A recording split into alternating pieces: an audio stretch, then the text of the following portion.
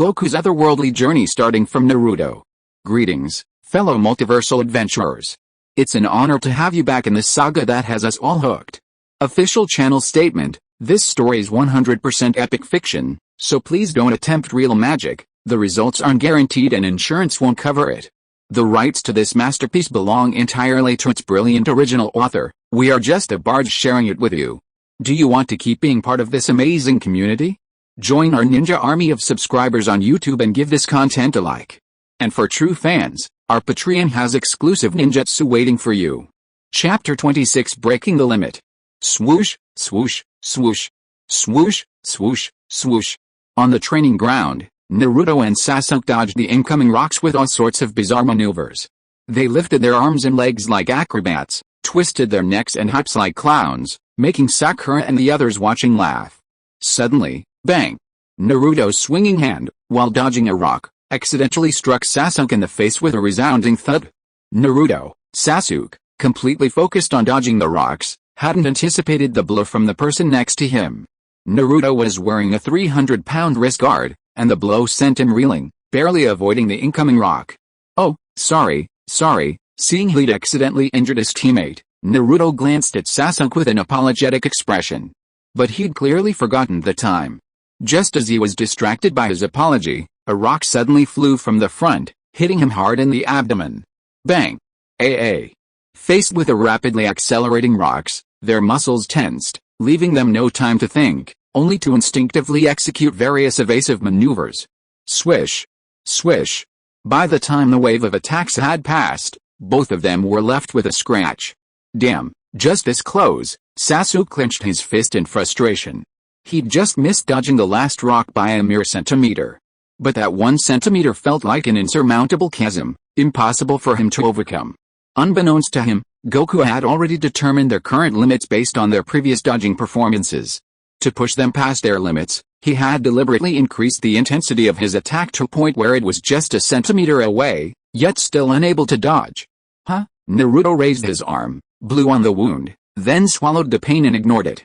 Well, do you want to keep going? Goku smiled at them. Of course. Goku-sensei, they both said firmly. So, with Goku's carefully controlled attack intensity, each time they dodged a wave of stone attacks, they would receive a scratch, no less. Swoosh, swoosh, swoosh. Sizzle. Sizzle. Sizzle. Sizzle. Before long, they had accumulated dozens of scars. Furthermore, the intense dodging quickly drained their stamina. They braced themselves on their knees, panting with exhaustion, sweat pouring down their bodies like water. The sweat flowed through their wounds, causing their faces to twitch, yet neither of them offered to give up. Across from them, Goku observed them calmly, sensing that their stamina had reached its limit and that any breakthrough would be difficult. He decided to let them rest while Sakura and Rock Lee, who were standing nearby, took the field. But just as he was about to speak, Naruto seemed to catch on and gave him a strained grin. Goku-sensei, please try again. This time, I'll definitely dodge all the rocks. Nearby, Sasuke looked up and said, I think I've mastered it, Goku-sensei. This time, I won't get hit again. Both men spoke with an overwhelming sense of resolve and confidence, as if they could truly dodge every rock in the next wave.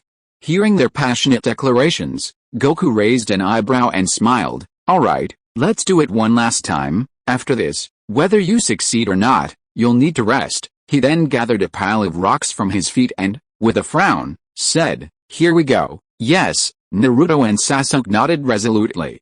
Seeing this, Goku slowly grabbed a rock from his arms and, whoosh, whoosh, whoosh, as his arms danced swiftly. Vanishing into shadows, the stones in his arms vanished with visible speed, transforming into bullets that shot straight toward Naruto and Sasuke. This time, upon seeing the incoming stones, Naruto and Sasuke simultaneously relaxed their muscles, no longer tensing. Then, as the first stone reached them, their muscles flexed, dodging it with minimal movement. A glance from nearby would have revealed that the stones barely grazed their bodies, harmless. Following this, they dodged the second, third, and even seventh stone in the same fashion. But that wasn't the end. After they dodged the seventh stone, the eighth and final stone launched its way.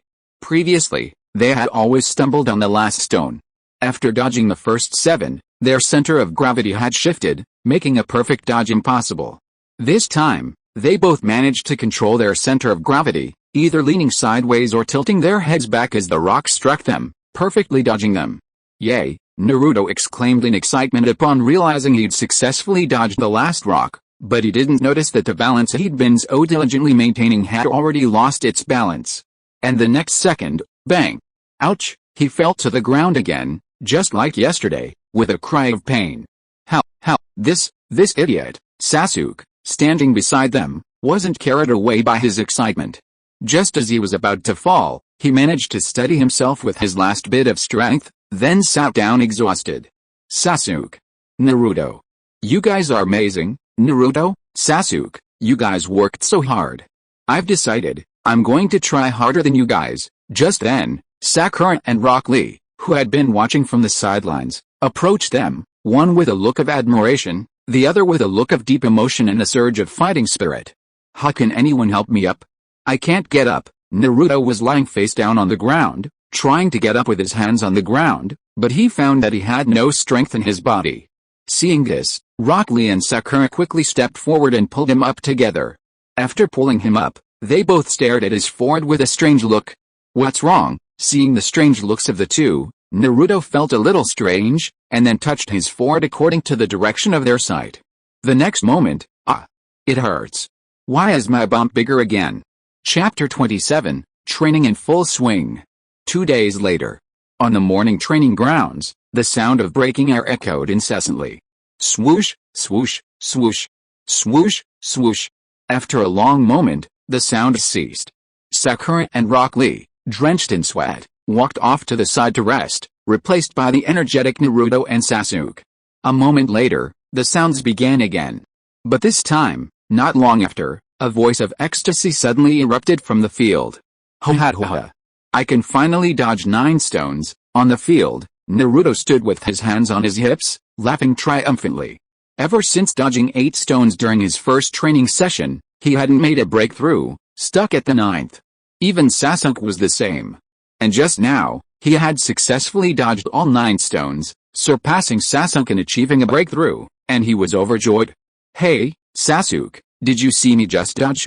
Did you see that? If not, I'll show you again. Perhaps feeling bored laughing alone, he sidled up to Sasuke's expressionless face, teasing him with his snarky tone.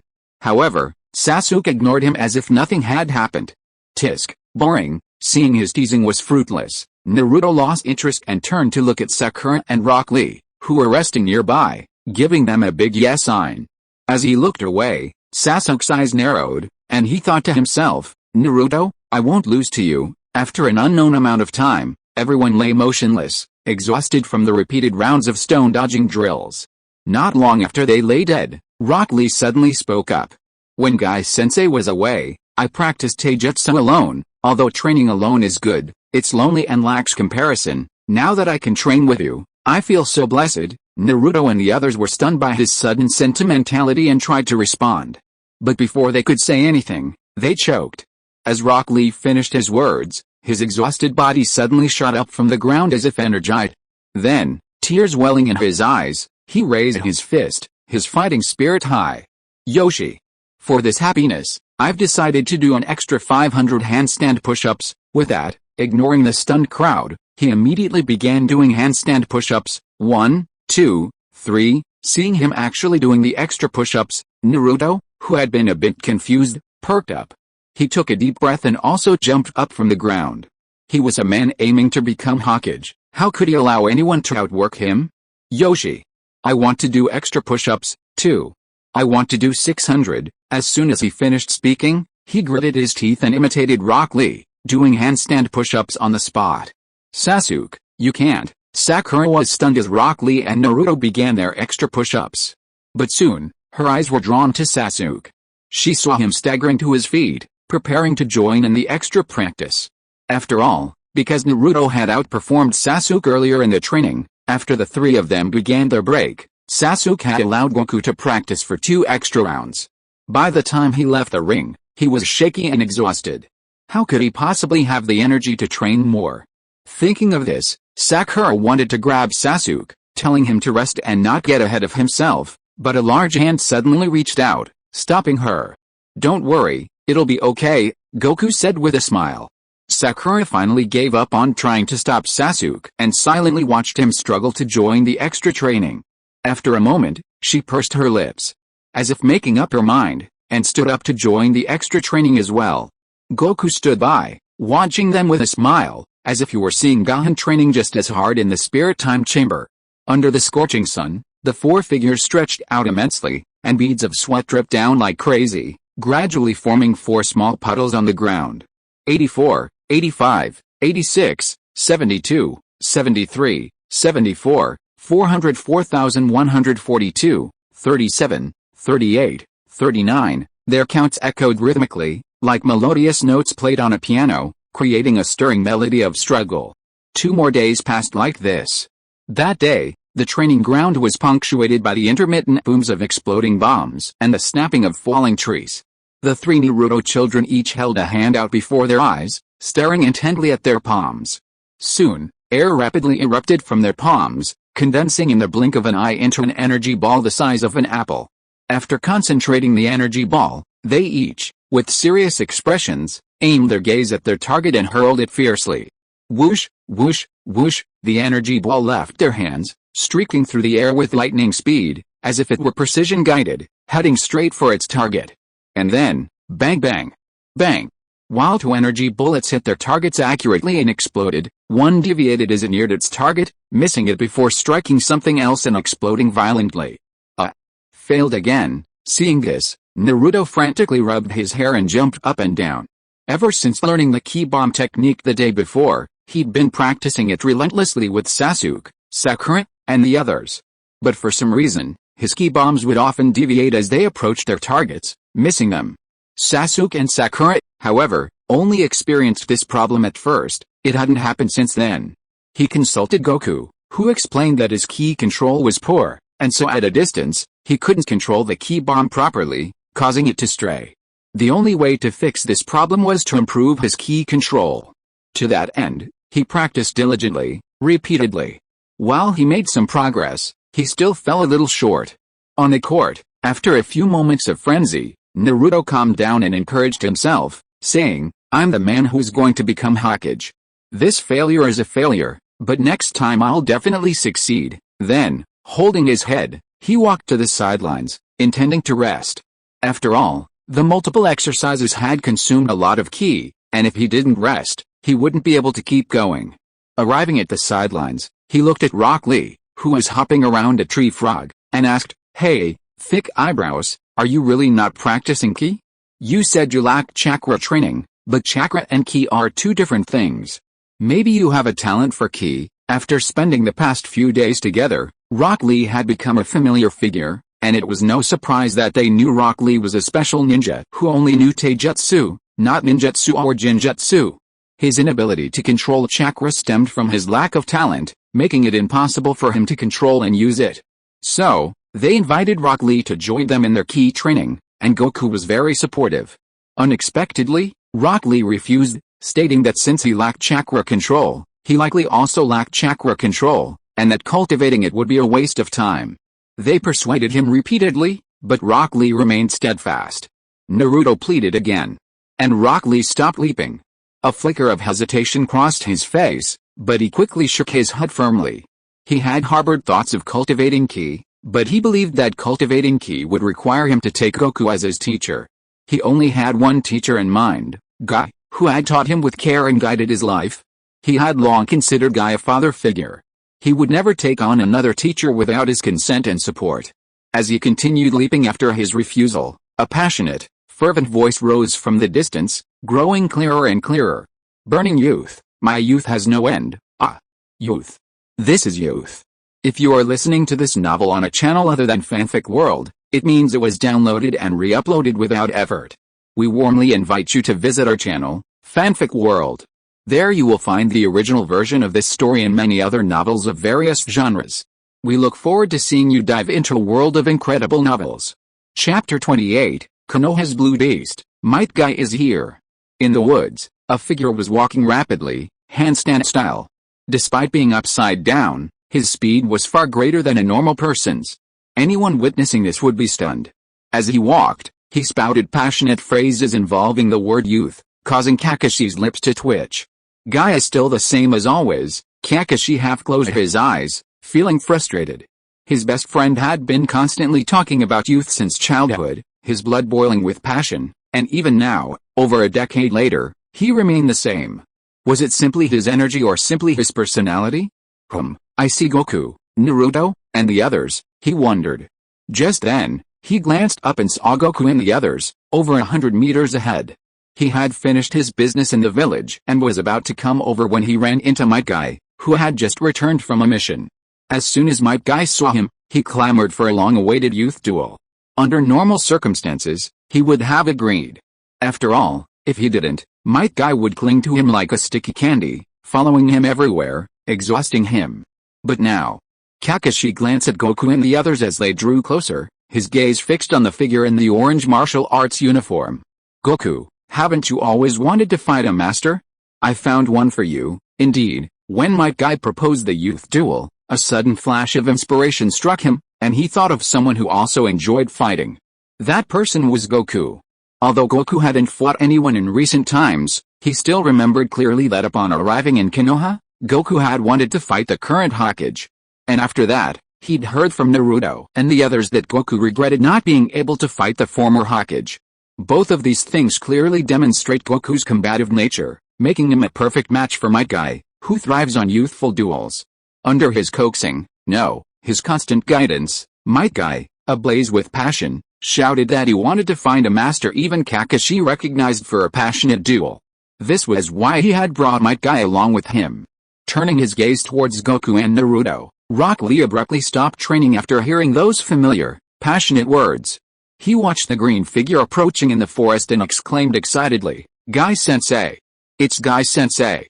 He's finally finished his mission and returned to the village. Might Guy's mission this time lasted over a month, and the long absence had made him, having always been accustomed to hearing his passionate words, quite unaccustomed. Now, finally hearing Guy-sensei's passionate, youthful words again, tears welled up in his eyes.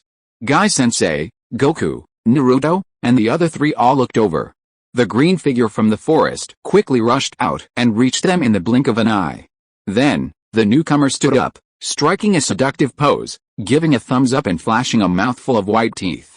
Everyone, are you also burning your youth? Upon seeing the newcomer's appearance, Naruto and the other two were all shocked. Here comes someone with eyebrows even thicker than Rock Lee's. Goku's eyes widened as he approached the newcomer, looking left and right, then looking back at Rock Lee with a startled exclamation. Hey! Are you two brothers? You look exactly alike. The newcomer wore the same green tights as Rock Lee, had the same bowler haircut, and even the same thick eyebrows, though even thicker than Rock Lee's. Hearing the crowd's exclamations, Rock Lee hurriedly said, "Hey, Naruto, stop laughing at my teacher, and Goku, he's my teacher, not my brother." Then, looking at the newcomer, his teacher, Might Guy, tears welled up in his eyes. "Teacher Guy, during your absence, I've been burning my youth." Hearing this, Might Guy dropped his pose and, tears welling up in his eyes, said, "Lee, you're truly my disciple, Teacher Guy." Lee, the two exchanged a deep gaze before hugging each other, tears streaming down their cheeks. The scene was incredibly moving. Haha, Goku, who rarely showed any signs of embarrassment, felt sweat break out on his forehead and smiled awkwardly. Naruto and the other two were even more stunned. They were petrified at the sight. Ahem, don't be offended. Guy is always like this, enthusiastic and lively. Kakashi, who had arrived at the group's side, touched his forehead, trying to save his friend's image. After explaining to everyone, he patted Might Guy and whispered in his ear, "Guy, that's enough. Have you forgotten what you came for?" After being reminded by Kakashi, Might Guy's tears instantly disappeared. He released Rock Lee and said, "Little Lee, I'll come back later to check on the results of your burning youth. Now, you can watch me burn my own youth." Without waiting for Rock Lee to reply, he took a step forward, scanning Naruto, the other two, and Goku. He then locked onto Goku, who best matched his target image, pointed at him, and shouted, "My name is Might Guy. Challenge me in a duel of burning youth." "Son," his impassioned words suddenly faltered. He turned back to Kakashi and asked sheepishly, "Ahem, Kakashi, what's his name?" He had always been a bit forgetful, easily forgetting the names and faces of people he hadn't seen often. let alone remembering someone whose name he had only heard once in the street. His name is Son Goku. You can call him Mr. Goku or just Goku. Kakashi, familiar with his friend's weakness, replied immediately. Ahem, challenge me to a duel of burning youth. Goku, having received his answer, Might Guy immediately turned around and challenged Goku again. Huh? Goku scratched his head, confused by Might Guy's sudden invitation. Goku, Might Guy is a formidable taijutsu master, and he loves to challenge strong opponents. Since he knew you were such a formidable warrior here, he wanted to challenge you, and I remembered you were looking for a fight too, so I brought him here, Kakashi explained. A fight with Goku-sensei? The three Naruto's eyes widened, and they looked from Might Guy to Goku, their interest piqued. Could a master praised by Kakashi-sensei actually defeat Goku-sensei, their mentor for so many days? After hearing Kakashi's explanation, Goku finally came to his senses. Looking at Might Guy's battle-ready expression, he happily exclaimed, master? That's truly exciting. Thanks to book friend 20230714010956535 for the monthly vote. And to everyone else, Yanzu and Yifei, for the recommendations over the past 2 days. Also, I'd like to mention that chapter 21, due to my own impulsive writing, contained a minor bug. The author has now discovered and corrected it. The bug involved Rock Lee easily identifying Sasuke's ki as not chakra during their fight. In the setting of this book, while chakra and ki are distinct, they also share some similarities. Most people wouldn't be able to easily distinguish them, mistaking them for variations of chakra. Therefore, in chapter 21, the author has changed the story to have Rock Lee identify ki as a variation of chakra, only to realize it's a different type of energy after Sasuke explains it. This is a minor bug fix, and it won't affect the plot. If you're interested, please return to chapter 21 to revisit Rock Lee and Sasuke's conversation. Then these are the modifications I made last night, so readers who come later don't need to pay attention to this and just read it normally. Chapter 29 Youth Burns. Might Guy vs. Goku. Have you found out everything? Yes, Lord Ganzo. According to our investigation, this man named Son Goku first appeared in the Wave Country area and met Kakashi and others who had just arrived in the Wave Country on a mission. After meeting, he traveled with Kakashi and others and helped Kakashi and others defeat the Kurigakure rebel ninja Mamachi Zabuza and a man named Haku who was suspected of using ice escape. After defeating these two, he defeated the wealthy man Cardo and his men and took away most of Cardo's property. In my judgment, this man has at least the strength of a Jonin, and is very likely to reach the level of an elite Jonin. Okay, I see. Please continue. Yes, sir. After Kakashi and others completed their mission, this man followed Kakashi and others to Konoha and settled down in Konoha. After that, he spent every day with Uzumaki Naruto, known as the Demon Fox, Uchiha Sasuke, the survivor of the Uchiha clan, and Hiruno Sakura, who was born a commoner, and often stayed in the back mountain. And another person has joined these days. He is Might Guy's disciple Rock Lee. Since you told us not to get too close to them, we only found out that this person was helping these kids train. What about Kakashi?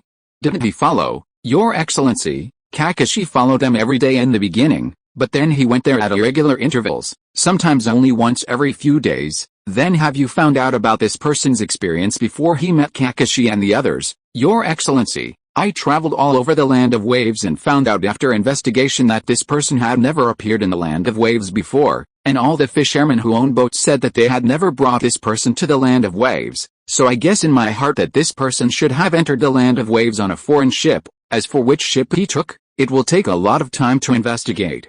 And it will be difficult to find the result for a while. Well, put the information on the table, you can leave. Yes, Your Excellency. In the dark basement, Danzo stared at the information placed on the table with a dim gaze.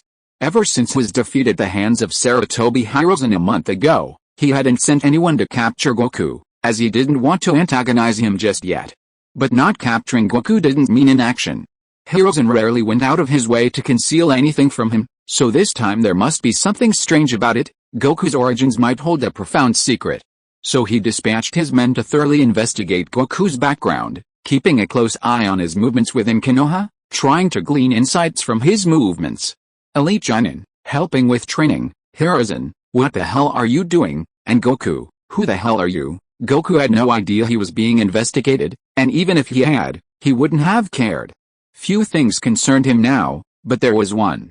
Yoshi, Guy, let's get started." In a clearing in the forest, Goku beckoned to Might Guy. Although he had been exercising to stay in shape for the past month, the lack of fighting had left him feeling a bit rusty. Finally, an opponent had arrived, a formidable one he'd claimed, which delighted him greatly. "Youth. Burn. Boil." Across from him, Might Guy, upon seeing his beckoning, shouted passionately, then kicked off, charging at him with a fierce determination. Who'll win? Kakashi, Naruto, and Rock Lee, all standing on the sidelines, wondered as the duel began. Bang! Just as they pondered this question, a resounding explosion echoed from the field. In the center of the field, two iron fists collided fiercely, like a needle against a wheat spike. Where the fists collided, a powerful, invisible wave of energy erupted, spreading outward at breakneck speed. Goku, sensing the immense power emanating from the opponent's fist, was struck by a glint of light. This guy's strength is far greater than the last one's, a thought flashed through his mind, and he suddenly raised his knee and leg, ready to deliver a whip kick to Might Guy's face. But mid-kick, he suddenly stopped with a look of surprise. Huh? Why are you crying? 1 second ago. After sensing Goku's power, Might Guy's eyes also lit up, thinking to himself, this opponent is indeed very strong. Kakashi, you are worthy of being my lifelong friend. You understand me so well. You can actually help me find such a good opponent. He was suddenly so moved that tears flowed uncontrollably, frightening Goku and halting his attack. On the sidelines, seeing Naruto and his three companions unexpected turn within a second of the fight, their mouths twitched, and they felt 1,000 horses galloping through their hearts. Even though Kakashi was familiar with Might Guy's temperament, a few lines of frowning appeared on his face, and he was speechless about his good friend. Only Rock Lee, a descendant of Might Guy, seemed oblivious to the problem. Tears welled in his eyes, he clenched his fists, and exclaimed, "Teacher Guy, he must have been thinking of something touching. This is truly moving." On the field, Might Guy quickly stopped crying, wiped his eyes, and apologized to Goku. "Sorry, that just suddenly occurred to me. We can continue now." Goku blinked innocently, then chuckled, "Okay." As soon as he finished speaking, the two men simultaneously threw a punch. Bang! Their fists collided fiercely once again. After this collision, Might Guy, before Goku could react, twisted his body and unleashed a thunderous whirlwind kick towards Goku's face. Konoha whirlwind. Faced with this powerful blow, Goku remained calm, blocking it with his hand and taking it firmly. Then, without giving Goku time to react, he delivered a powerful kick to the stomach. Snap! Might Guy blocked the blow with both hands, using the force to tumble backward several times. Then, with a push of his right foot, he dug a dent in the ground and, like an arrow shot from a bow, launched another attack. Konoha Great Cyclone. This time, he twisted his body significantly more than before. Consequently, this attack was far more powerful and faster than the last. Yet, facing this even more ferocious blow, Goku remained calm, raising his hands to block it, once again firmly absorbing it. Wow, amazing. Goku actually managed to withstand these two moves from Master Guy. These are powerful taijutsu developed by Master Guy, Rock Lee exclaimed in amazement from the sidelines. When they were learning these two moves, Might Guy had explained to him that they were incredibly powerful and speed-based taijutsu. Most people couldn't withstand the first blow, having to duck or lean back to avoid it. When the opponent dodged the initial blow, he could use the momentum to spin in place and strike again. At this point, the opponent will have no way to avoid it and can only forcefully block the blow. However, due to the added inertia of the rotation, this blow has an astonishing speed beyond the opponent's imagination, so the opponent often finds it difficult to successfully block it and can only take the blow head-on, suffering considerable damage. And even with these two powerful moves, Goku easily broke them, leaving Might Guy without even a chance to launch a follow-up attack. Please read this, Yanzu and Yifi. There have been a few new collections added in the past 2 days, and the number of readers is steadily increasing. It seems that there is hope for a test run. So please keep reading these days so that this book can be tested. Whether it can make a comeback depends entirely on you. Chapter 30, The Gate of Life, Open. On the field, two figures flash everywhere, sending whirlwinds of sand and dust flying wherever they passed. Bang, bang, bang, bang, bang, bang, bang, bang. The sound of flesh colliding resonated like drums. Might Guy attacked Goku relentlessly, launching elbows, kicks, and other attacks. Goku parried each attack with ease. Furthermore, after defending, he countered with a counterattack, giving Might Guy a taste of his own attack. Bang! With a resounding explosion, Goku met Might Guy's powerful kick with both hands. The fierce and swift attack unleashed gusts of wind, sending his hair flying. Having received the attack, before Might Guy could withdraw his foot, he thrust his hands forward, his powerful grip gripping his opponent's leg like an iron clamp. Then, with a twist of his waist, whoosh, he flung his opponent violently backward. Might Guy, flung away, remained unfazed, clutching his knees and spinning several times in the air. Then, with pinpoint precision, he landed on the trunk of a tree near the field, and with a kick of his legs, whoosh, like an arrow, he launched himself towards Goku again. The crowd on the sidelines watched in a daze, their eyes darting past mirror after images. Goku-sensei and Rock Lee-sensei are both amazing, Sakura exclaimed in awe as they watched the fierce exchange. One day, I'll be as strong as them, and even stronger than them. Naruto clenched his fists, his eyes filled with determination. Sasuke remained silent, thinking to himself, is this Rock Lee-sensei's strength? I'm still not strong enough. He clenched his fists as he watched Might Guy's swift and ferocious attacks. In his recent conversations with Rock Lee, he'd learned that his sudden surge in strength during their fight was due to his use of the Forbidden 8 Gates ninjutsu. This forbidden technique can significantly enhance one's strength. According to Rock Lee, it was taught to him by his teacher, meaning Might Guy also knows it. But even before he'd even used it, Might Guy was already significantly stronger than he was during his explosive state, leaving him with a profound sense of his own weakness. Unbeknownst to him, Might Guy, a ninja specializing in physical techniques, was one of the best in the entire ninja world. Comparing himself to him was undoubtedly self-defeating. Guy, you can't defeat Goku with this strength. When are you going to use that? Although Kakashi had never fought Goku, he knew his opponent's strength was far greater than this. And if Might Guy wanted to defeat him, he had to show his true strength and use that forbidden technique. Just as this thought occurred to him, the fierce collision on the field suddenly ceased. After another ineffective attack, Might Guy leaped back a distance, fist raised, and shouted, "Ah! This is youth. Being able to fight a master like you, Goku, makes my youth burn even brighter, but, with my current strength, I'm afraid I can't defeat you. I'll have to use that." He clenched his fists, his muscles throbbing as his body began to turn red. 8 gates of ninjutsu, open, rest, and life. Boom. A surge of green energy erupted from him, so powerful it whipped up gusts of wind, sweeping gravel from the ground in all directions. Wow! That momentum! Naruto, standing on the sidelines, raised his hand to block the incoming debris, amazed by the powerful aura emanating from Might Guy. Oh? I feel my blood boiling even more. Whether it was the surprise of Might Guy's aura after opening the 8 gates, or the infectious fighting spirit in his words, Goku felt himself rising even higher. Ah! Let my youth burn even more fiercely. With a roar, Might Guy suddenly moved, reaching Goku in a flash and delivering a blow far more powerful than before. Bang!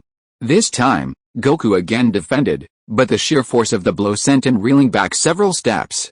Konoha Cyclone. After launching the attack, Might Guy didn't hesitate, unleashing a powerful blow far more powerful than Konoha's Great Cyclone. Bang! Goku raised his hand to block, but was sent flying. Seeing his strike had been successful, Might Guy, unleashing the momentum, quickly pursued and unleashed an even more formidable kick. Excited Konoha Kwangoki Cyclone, this strike not only amplified the power of the 8 gates, but also imbued his kick with chakra energy, making it even more terrifying than the previous Konoha Kwangoki Cyclone. Bang! Goku was sent flying by the kick, crashing straight into several nearby trees. For a moment, branches and leaves flew everywhere in the wind, accompanied by the groaning of broken trees. Goku-sensei, Naruto and Sakura exclaimed in surprise, never expecting Might Guy to unleash such immense power, sending Goku flying. Sasuke remained silent, having already seen Goku's fall through his Sharingan. Before the last broken tree, Goku stood up, stretched his neck, and his joints crackled. That strike was pretty powerful. He dusted himself off and strode out, revealing to everyone that he was completely unscathed. Seeing this, Might Guy was stunned for a moment, then burst into laughter. As expected of the Might Guy opponent. You took that blow and you're not even a scratch. Hey, Guy, let's continue. Standing still on the field and flexing his fists, Goku looked eager to fight. Alright. Let's burn our youth. Seeing Goku's eagerness, Might Guy completely recognized him, feeling he had found a worthy opponent. He slammed his right foot. Bang! He shot out like an arrow, leaving a crater several meters wide. Countless cracks spread out around the pit. Konoha Gurki whirlwind, reaching Goku, he unleashed the same attack he'd just used. This time, his attack fell like a stone sinking into the ocean, barely causing a ripple as Goku steadily met it. After receiving the blow, Goku launched a similarly powerful kick, a thunderous whip kick aimed at the back of Goku's head. Whoosh! Hearing the sound of air breaking behind him, alarm bells rang in his heart, and he instinctively ducked. The next moment, a long leg like an iron whip swept past him. Bang! Boom! Crack! Crack! For the next minute, the two exchanged fierce blows, hundreds of times in a row. They attacked, defended, advanced, and retreated, battling fiercely. Goku threw powerful punches, but Might Guy deftly parried them with a flick of his hand. Might Guy turned and whipped his hammer, but Goku raised his hand to block it firmly. For a moment, the scene was extremely tense and exciting, and it was hard to tell who would be the final winner. Chapter 31 The Blooming Lotus. In the Hokage's office, Sarutobi Hiruzen was processing a mountain of official business. Suddenly, he heard a series of rapid, piercing sounds coming from outside. Frightened, he thought something had happened in the village and rushed to the window. But he saw nothing. The village was peaceful and tranquil as usual. The only discordant thing was that some villagers and ninjas, like him, were looking around, having heard the noise. Just as he was trying to locate the source of the piercing sounds, a sudden booming sound suddenly erupted, causing him to stare in one direction. Is the sound coming from the back mountain? Isn't that where Naruto and Goku usually hang out? What on earth is going on? Meanwhile, Danzo, who had faintly heard the noise in the basement, ordered his subordinates, "Go and find out what's going on." "Yes, sir," half a minute ago. On the field where Goku and Might Guy were fighting. After one exchange, Goku suddenly asked, "Hey, Guy, do you have any powerful moves?" Might Guy paused, then, as if realizing something, bared his brilliant white teeth. "Of course I do. It's just that they're a bit dangerous, so I won't use them lightly." Upon hearing this, Goku rubbed his nose and grinned. "Feel free to use them. I'm dying to see them." He wasn't afraid of his opponent having any moves, but rather of his opponent not having any. This was him, the natural-born warrior, Son Goku. Sensing the confidence in Goku's words, and recalling his performance in the previous exchange, Might Guy made a quick decision. "Alright.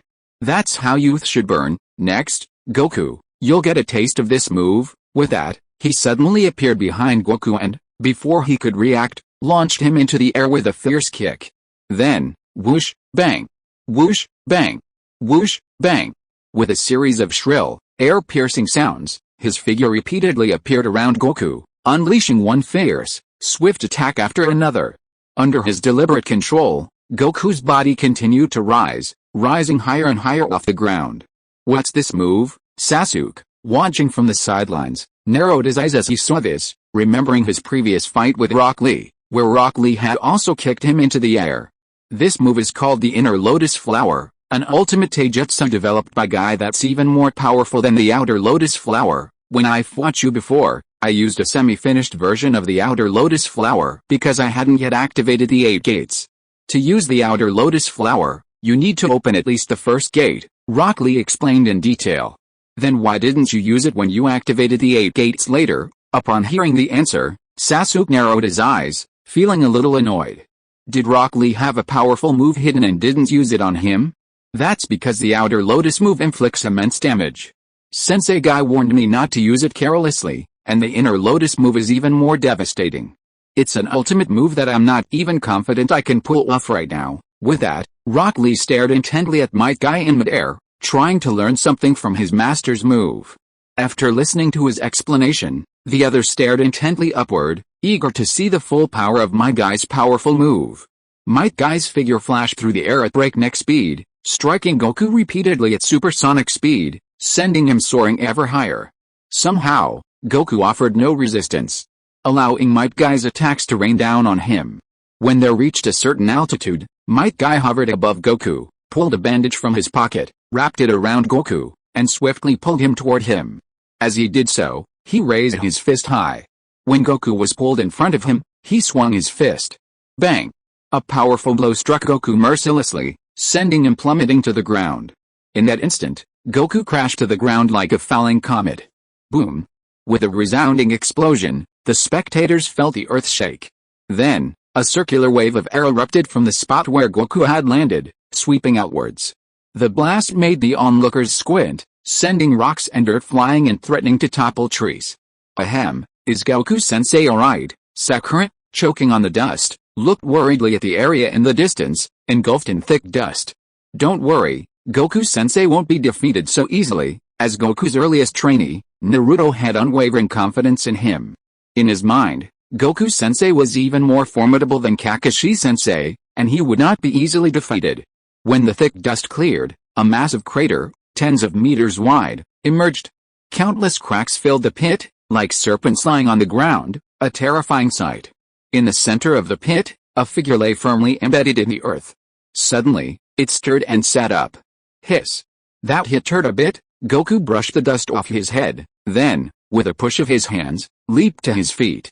See. I knew Goku-sensei was okay. Seeing this, Naruto said to Sakura with a smug look. Yes, yes, yes. Sakura rolled her eyes, but she felt relieved. I'm glad Goku-sensei is okay. Goku, you're truly amazing. You took my attack and weren't even hurt at all. Might Guy, who had already fallen to the ground, looked at Goku as he emerged from the pit, his expression grim. You have to know that this move was incredibly powerful. He believed that few in the ninja world could withstand it unscathed. Haha, it's not like I'm not hurt, Goku said with a silly grin, rubbing his head. Oh? You're hurt? Might Guy's eyes lit up.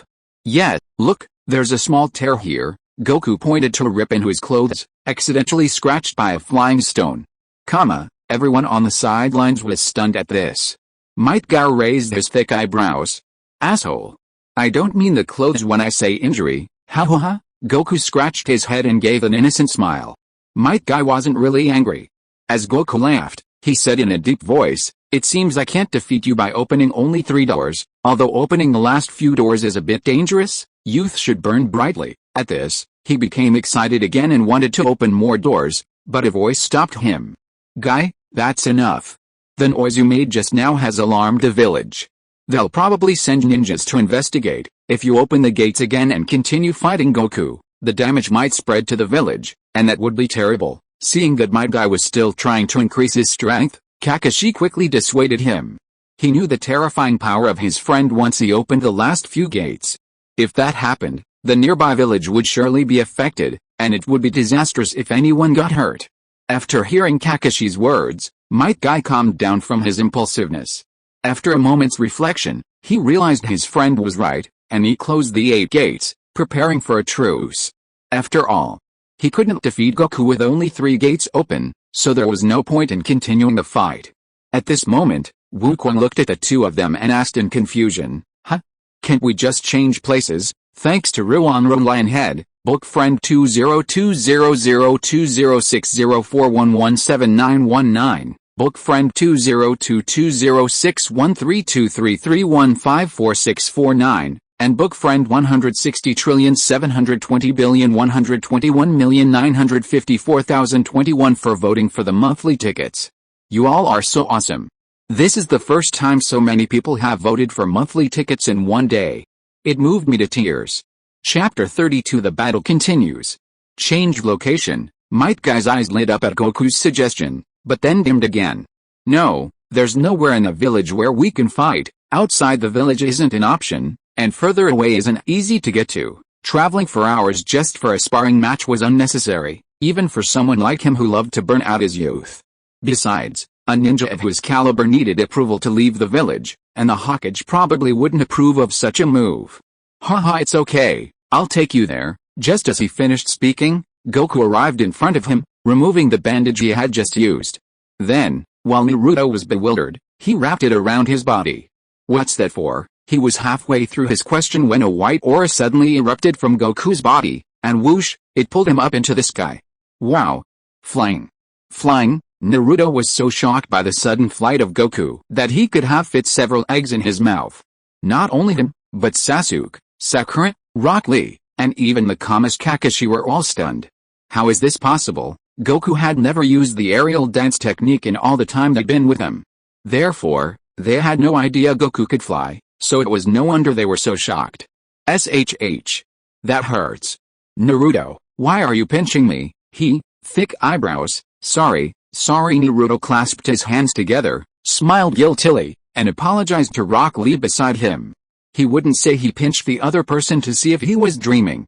As for why he didn't pinch himself, are there still people so foolish these days? Just as he finished his apology, Sakura beside him exclaimed, Goku-sensei and Rock Lee-sensei are nowhere to be seen. It turned out that as he apologized, Goku and Might Guy flew further and further away, until they disappeared as black dots. This is truly astonishing. Goku, how many secrets do you have? Kakashi regained consciousness, his gaze fixed on the horizon, his thoughts clouding. This was the umpteenth time Goku had shocked him. Everyone, keep Goku's ability to fly a secret. Don't tell anyone. Understand? After gathering his thoughts, he solemnly addressed everyone present. Goku's identity was a mystery, after all. It was best not to let too many people know about his ability to fly, or else there might be some trouble. Elsewhere, high in the sky, Goku, you can actually fly. Guy, suspended in midair, showed no sign of panic. Instead, he calmly looked up at Goku. Yet, haha, Goku replied with a naive smile. Having been in this world for so long, he'd learned that people couldn't fly, so Might Guy's surprise wasn't surprising. You're amazing, Might Guy exclaimed subconsciously. In the ninja world, aside from the old man from the hidden rock village, he'd never heard of anyone who could fly. And now, he'd encountered another exception. He wanted to ask Goku how he flew, but remembering they had only just met, and that this technique was probably a personal secret, he gave up the question and asked instead, Goku, where are you going? Because most of the Fire Country was forested and looked very similar, he couldn't tell where they were from the air. Let's find a deserted spot. Ah. Got it. It's right here. Goku's vision suddenly lit up, and he quickly flew to the left, carrying Might Guy. A vast forest lay ahead. At the edge of the forest, there was a clearing connected to a cliff, perfect for a clash. He used his aura to sense the surroundings and found no human presence, so there was no need to worry about injuries. In a matter of seconds, he arrived and landed on the ground. This place does look good, Might Guy said, removing his bandages and giving a thumbs-up gesture. Isn't it? Then let's continue our battle. Goku raised his lip, looking eager to fight. No problem. That's how youth should burn. 8 gates of ninjutsu. Kai, rest, Shen, open. Might Guy's face was filled with excitement. He opened 3 gates in a row, then took a deep breath and continued shouting, Shuang, open, Dai, open, boom. A surge of green energy, far greater than before, suddenly ignited. The powerful energy stirred the surrounding air, generating powerful air currents around him, blasting away surrounding stones. Goku, facing this force, felt his hair flying, his face lit with interest.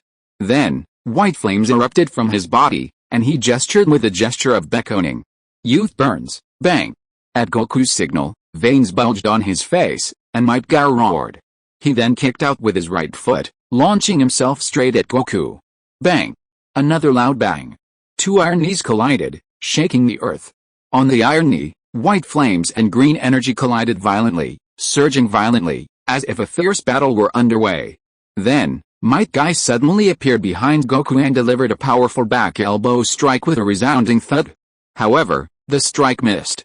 Unknowingly, only a shadow remained where Goku had stood. The shadow rippled and rippled after the elbow's impact, then vanished. Oh no.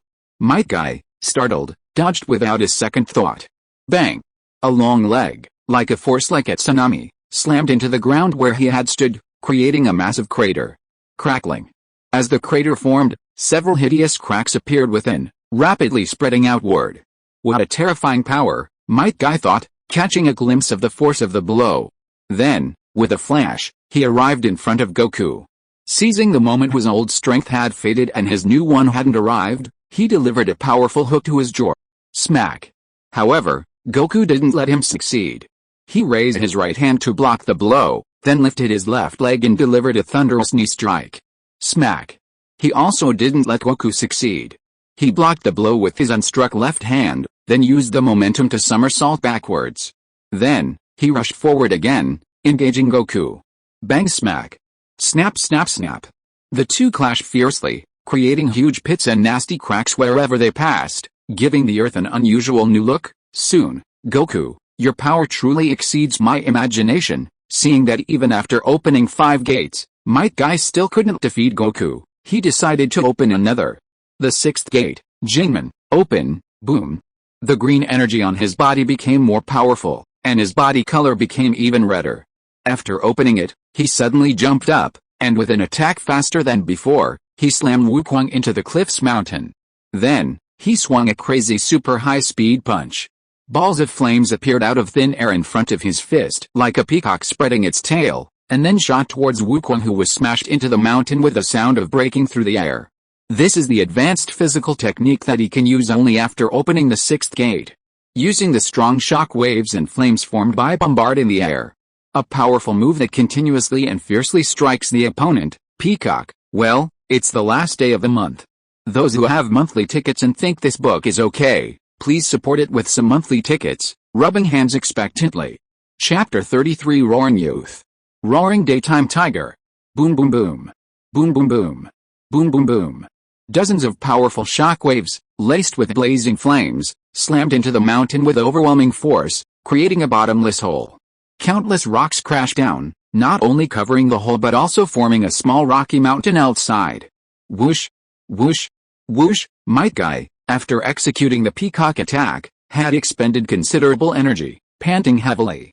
He half-closed his Jingman, creating a buffer state to minimize his exertion.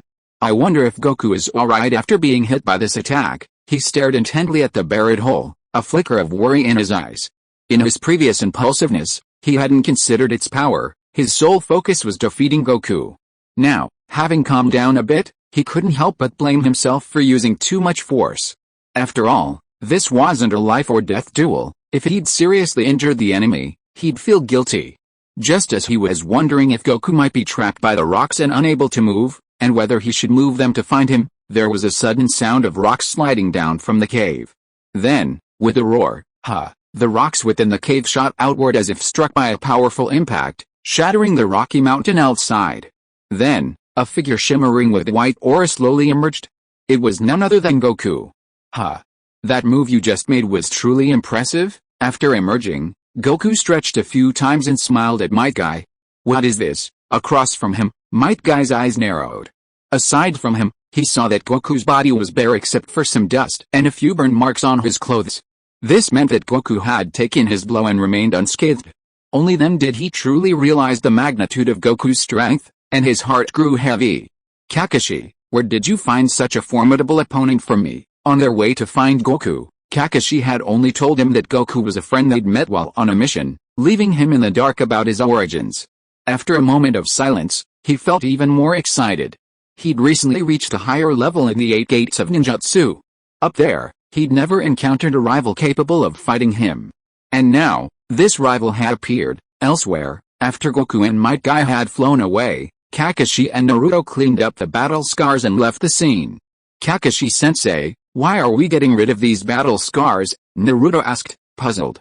Naruto, remember, after every battle, it's best to remove any traces of your battle. Kakashi glanced at Naruto with a deadly glare and continued, if you don't remove your battle traces, someone with ulterior motives can infer your fighting style from them and find any weaknesses you might have, and if your weaknesses are exposed, you'll be in great danger. If someone were to target you based on your weaknesses, do you think you could defeat them? Naruto nodded thoughtfully, and Sasuke, Sakura, and Rock Lee beside him also seemed to understand. So, we're helping Goku-sensei and the thick-browed teacher conceal their weaknesses. That's about right, Kakashi replied nonchalantly. He hadn't actually noticed any weaknesses in Goku and Guy's fight. Covering them up was simply a matter of convenience.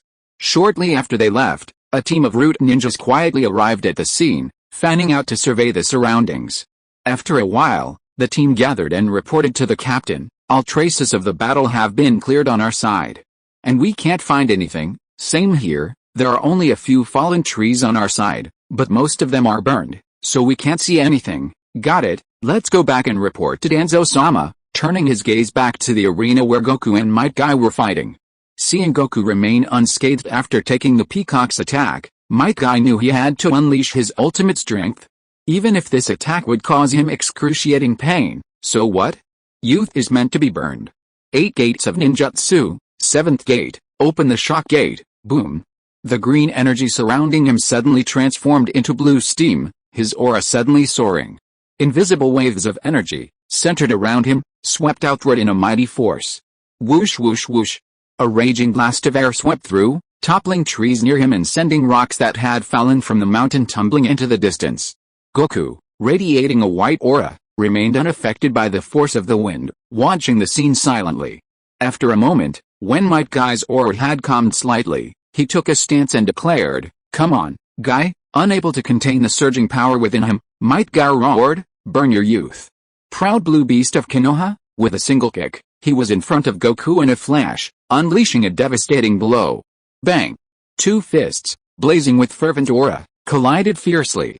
The sky and the clouds shifted, and countless waves of air erupted from the 2 men. Furthermore, beneath their feet, a formidable crater, tens of meters across, suddenly appeared. Bang! Bang! Bang! Bang! After that strike, the 2 men didn't hesitate, launching another barrage of attacks. Elbows, knees, fists, everything. Their speeds, already exceeding the speed of sound, sent piercing sounds through the air. Anyone observing would have seen only 2 balls of light, one blue and one white, colliding frantically. From the mountainside to the forest, from the ground to the air, their paths swept through with raging winds and devastation. Bang! Suddenly, Might Guy was kicked into the mountain by Goku, creating a human-shaped crater. The next moment, he shot out of the crater, his hands performing a strange gesture. Daytime Tiger, a white tiger, over 10 meters tall, suddenly emerged from his hands, roaring at the sky with unparalleled might. Roar! Then, with its fangs and claws bared, the tiger lunged straight at Goku. Wow, what's that move? Seeing the tiger lunge, Goku piqued his interest and crossed his arms in front of him, hoping to block the attack with his own defense. Boom! The tiger rushed in front of him, then charged into the forest. In an instant, countless trees fell, and the forest looked like a 1,000-meter-long gully plowed through by a giant hoe. When everything returned to calm, a voice echoed from the end of the gully, "Dragon Fist Explosion, thank you, Kirito, for your monthly vote." Chapter 34, Dragon Fist appears, everything ends.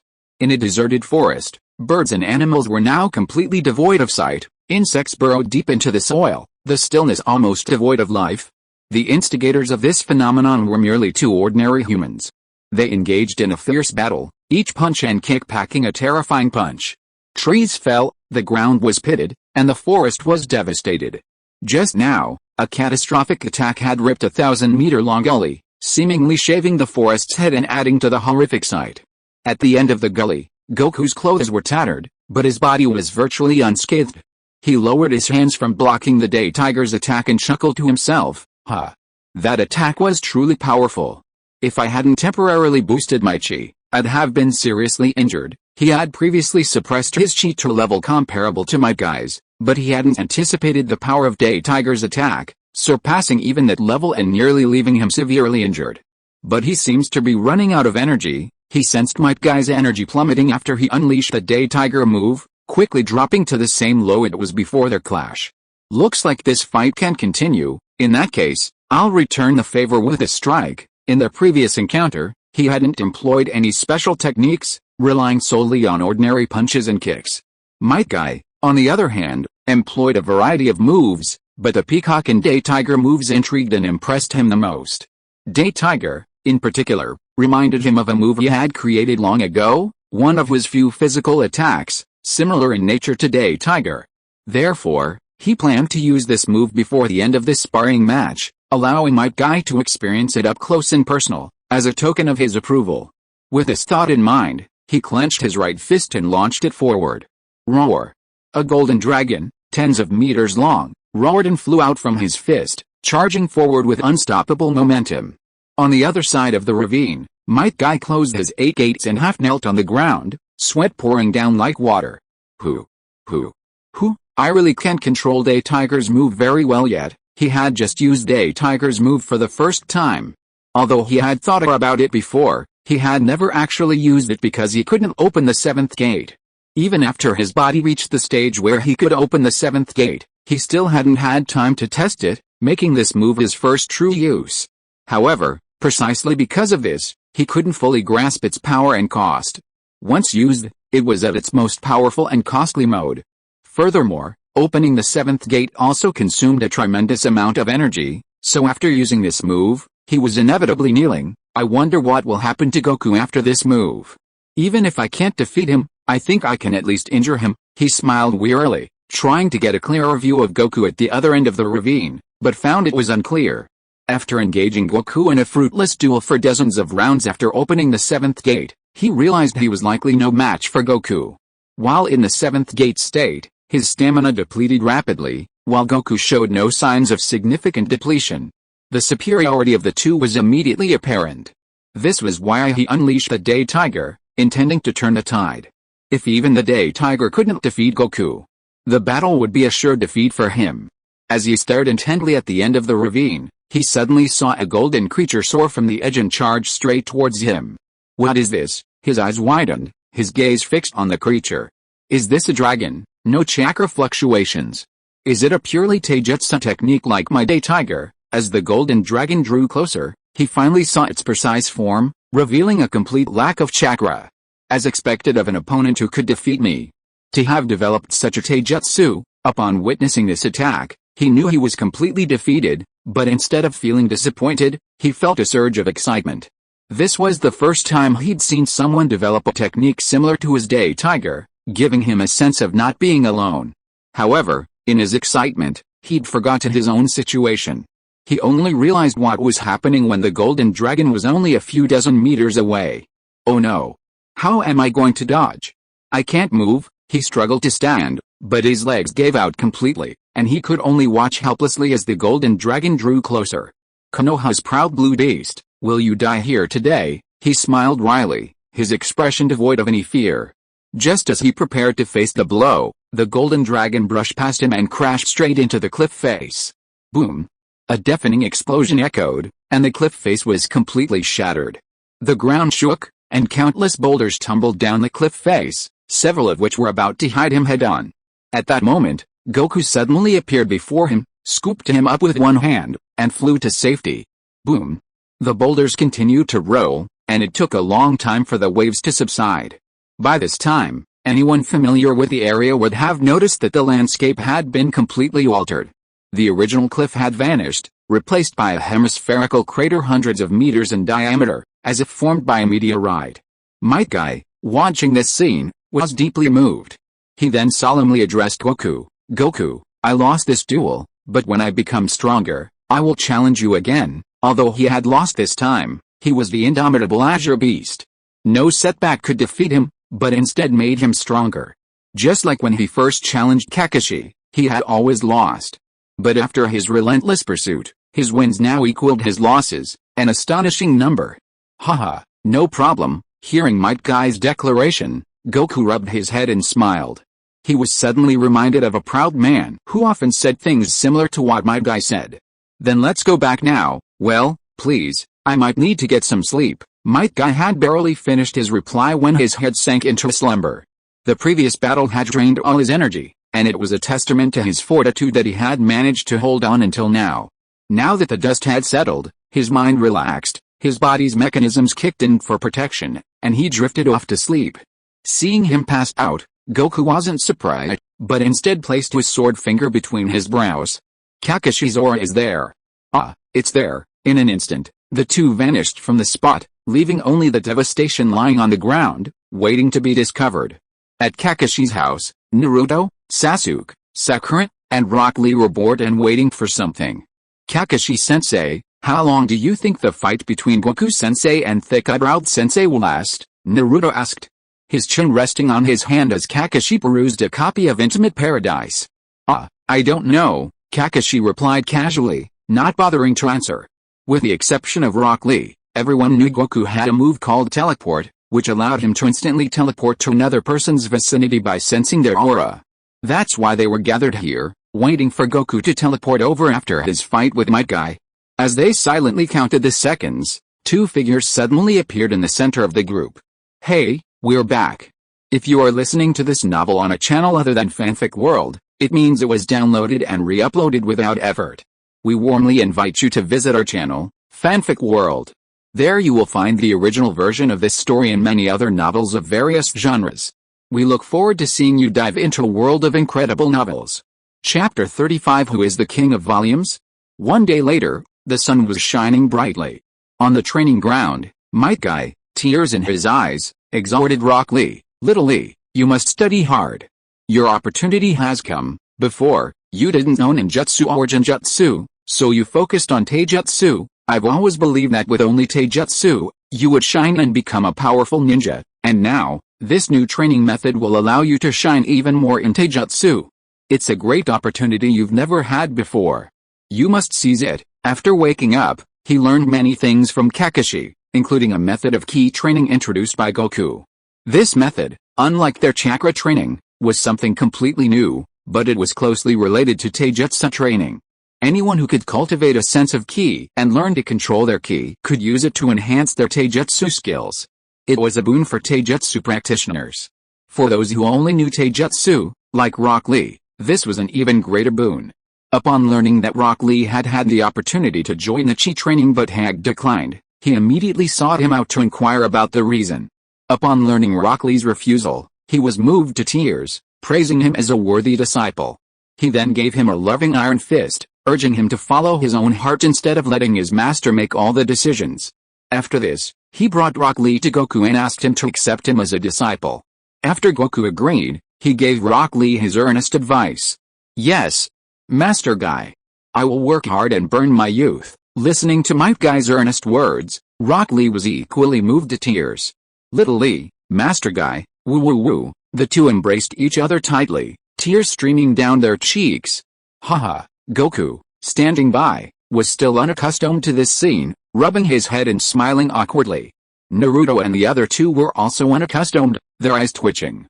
After the two separated, Goku clapped his hands and said, "Yo, let's begin today's training, alright. Today I'll be the hardest working one too," Naruto said enthusiastically, raising his fist. "When it comes to hard work, I'm not afraid of anyone." Rock Lee, upon hearing Naruto's declaration, gave a thumbs up. "Tisk, two idiots," Sasuke sneered, clutching his chest, but secretly vowed to be the best. Sakura, familiar with the temperaments of the three Bao Kings, choked and sighed silently. If everyone else was doing this, what could she do? She'd just follow suit. So, the following scene unfolded. Goku led the way, holding a huge rock. Behind him, Naruto, Sasuke, and Rock Lee lined up, each holding a large rock, each following closely. Sakura followed silently behind them, though at the end, but not falling behind. It's worth noting that all four of them were wearing weighted wrist guards and weighted iron rings, including Rock Lee, who initially had no money for wrist guards. "Little Lee, take these and practice hard. Your master awaits the day you shine." As Rock Lee ran, he recalled the moment not long ago when Might Guy had handed him the weighted wrist guards and weighted vest. Upon learning he was missing these items, Might Guy had purchased them without further ado and brought them to him, moving him to tears. "Master Guy, I will definitely practice hard. I will prove that hard work can surpass genius," Rock Lee thought, a blazing fire of fighting spirit in his eyes. He suddenly sped up, surpassing Goku and taking the lead. "Damn it. Thick eyebrows, don't even think about passing me." Seeing this, Naruto scowled and yelled, then quickened his pace, chasing Rock Lee. Sasuke, though silent, also quickened his pace, dashing forward alongside Naruto. "No, you guys." Of the four, Sakura was the only one with a bewildered look on her face filled with questions as she watched the three people suddenly pull away from her. "Who am I? Where am I? Should I follow them?" After a moment, watching the three rushing further and further away, she silently gave up the idea of following them and chose to follow Goku. Tired, destroyed. Let them roll around as they please. All she had to do was complete her training. When the day's training ended, Naruto, Sasuke, and Rock Lee lay exhausted on the ground, motionless. "Today, I worked the hardest." No objection, right? Naruto's eyelids were barely open, but he still managed to speak in a halting manner. "Hell, I don't think so. The one who worked the hardest should be me," Rock Lee retorted. "Tisk, you two idiots. I'm number one." This time, Sasuke didn't remain silent and joined in the discussion. "You guys," hearing his own questioning, Naruto suddenly sat up, as if with a last-ditch effort, glaring at the other two. Sasuke and Rock Lee, as if in sync, sat up straight at the same moment and exchanged glares with the other two. Zzzz. At that moment, sparks seemed to flicker in the eyes of the three men, and these sparks extended and collided violently in the air. But soon, as if reaching a consensus, they all closed their eyes and collapsed, their bodies falling back into the air. 3 deafening snores erupted simultaneously. Sakura, witnessing this, slapped her forehead and said speechlessly, "You guys are really..." Although she was tired, she hadn't trained as hard as the 3 kings, so she wasn't exhausted enough to fall asleep. Haha. On the grill, a several-meter-long fish sizzled. Goku tore off a large piece of meat, ate it, and watched with a smile. In the days that followed, Naruto and the other 4 continued to improve under Goku's training. Rock Lee also learned to use ki, truly dedicating himself to ki practice. Remarkably, Rock Lee took even longer to sense ki than Naruto did, a full 6 hours, twice as long. Undeterred, he simply devoted himself to his practice. He firmly believed that if he doubled his efforts and trained twice as hard as the genius, he would surely surpass her. While they were training diligently, the leaders of every respectable force in the ninja world received intelligence reports of battle traces from an unknown, powerful individual suddenly appearing within the land of fire. The sheer scale and power of these traces moved them all. Akaji, what do you think of this information? In the office of the Tsuchikage of Iwagakure, the 3rd Tsuchikage, Inoki, asked his disciple. Akaji pondered for a moment, then said solemnly, "It's terrifying power. Whether it's the 1,000-meter-long plow gully or the over 300-meter-wide pit, both exceed the maximum power of my attack, especially the pit. I can't believe a human could have created such a mark." After hearing his disciple's answer, Inoki looked into the distance with a long, distant gaze and sighed. "No, there is a man in the ninja world who can launch such an attack, but that man is no longer in this world. Could it be that a human with strength comparable to that man has appeared in the ninja world today?" Chapter 36. The Changed Plot. As the days passed, the Chunin exams drew closer. Naruto and Sakura had already met the requirements, so naturally, along with Sasuke, they were put on Kakashi's list to take the exam one day, a rare day off. Naruto, the other 2, and Rock Lee heard about a delicious new fried meat restaurant in the village and decided to check it out. If the meat was delicious, they planned to secretly buy some and give it to Goku as a token of their gratitude for his guidance. Just as they arrived near the fried meat restaurant, a scene in front of the shop caught their attention. A man in a black jumpsuit, with purple patterns painted on his face and carrying a strange object on his back, shoved several children standing in line in front of the store to the side. He coldly said, "Wait a minute, kids. I want to buy first." The children, unable to resist, fell to the ground with a single push from the man with the painted face. They cried out in pain, "Ouch, it hurts so much." The man with the painted face paid no attention. After pushing them down, he looked at a menu displayed in front of the store and said to the bewildered clerk, "Hey, give me a fried beef patty first." Sir, that's not right." Seeing his menacing expression, the clerk became nervous, but still refused. After all, everything was based on a first-come, first-served order. The children had already ordered their dishes and were waiting for him to prepare them. How could he leave them alone while he prepared something for the later customers? Are you rejecting me? After being rejected by the clerk, the cloaked man's face darkened, and a terrifying aura emanated from him, oppressing the clerk to a pale face. He was, after all, a ninja of reasonable skill, and his aura was incredibly oppressive to ordinary people. Just as the clerk was about to give in, a voice suddenly rang out, and he felt a sudden sense of relief. "Hey! Who are you? How dare you cut in line?" Naruto approached from behind the cloaked man, shouting at him. He had seen clearly just then, the children had been waiting in front of the store, and this strangely dressed man had cut in line, pushing them aside. This behavior infuriated him, and he stepped forward, ready to speak up for himself. A Konoha Jinan. The cloaked man looked in the direction of the voice, his eyes narrowing involuntarily. "What's the problem? I'm a guest of Konoha. Shouldn't I be allowed to eat first?" he said coldly, looking at Naruto. "Guest? Where are you from? I've never heard of you." Naruto frowned. "Fool, he's from the Sands village. Just look at his forehead protector." Just then, Sakura came over and explained to Naruto, then looked at the man with the painted face and said, "You must have been invited by our Konoha to take the Chunin exams, HMPH. Finally someone smart, hearing someone understand the situation, the man with the painted face smiled, but the smile quickly froze. Even if you're an invited guest, you still have to follow Konoha's rules, or rather, the rules that apply to the entire ninja world. You can't be so old and no one has ever taught you the rules of first come, first served, right? Sakura folded her arms across her chest, a mischievous smile on her face.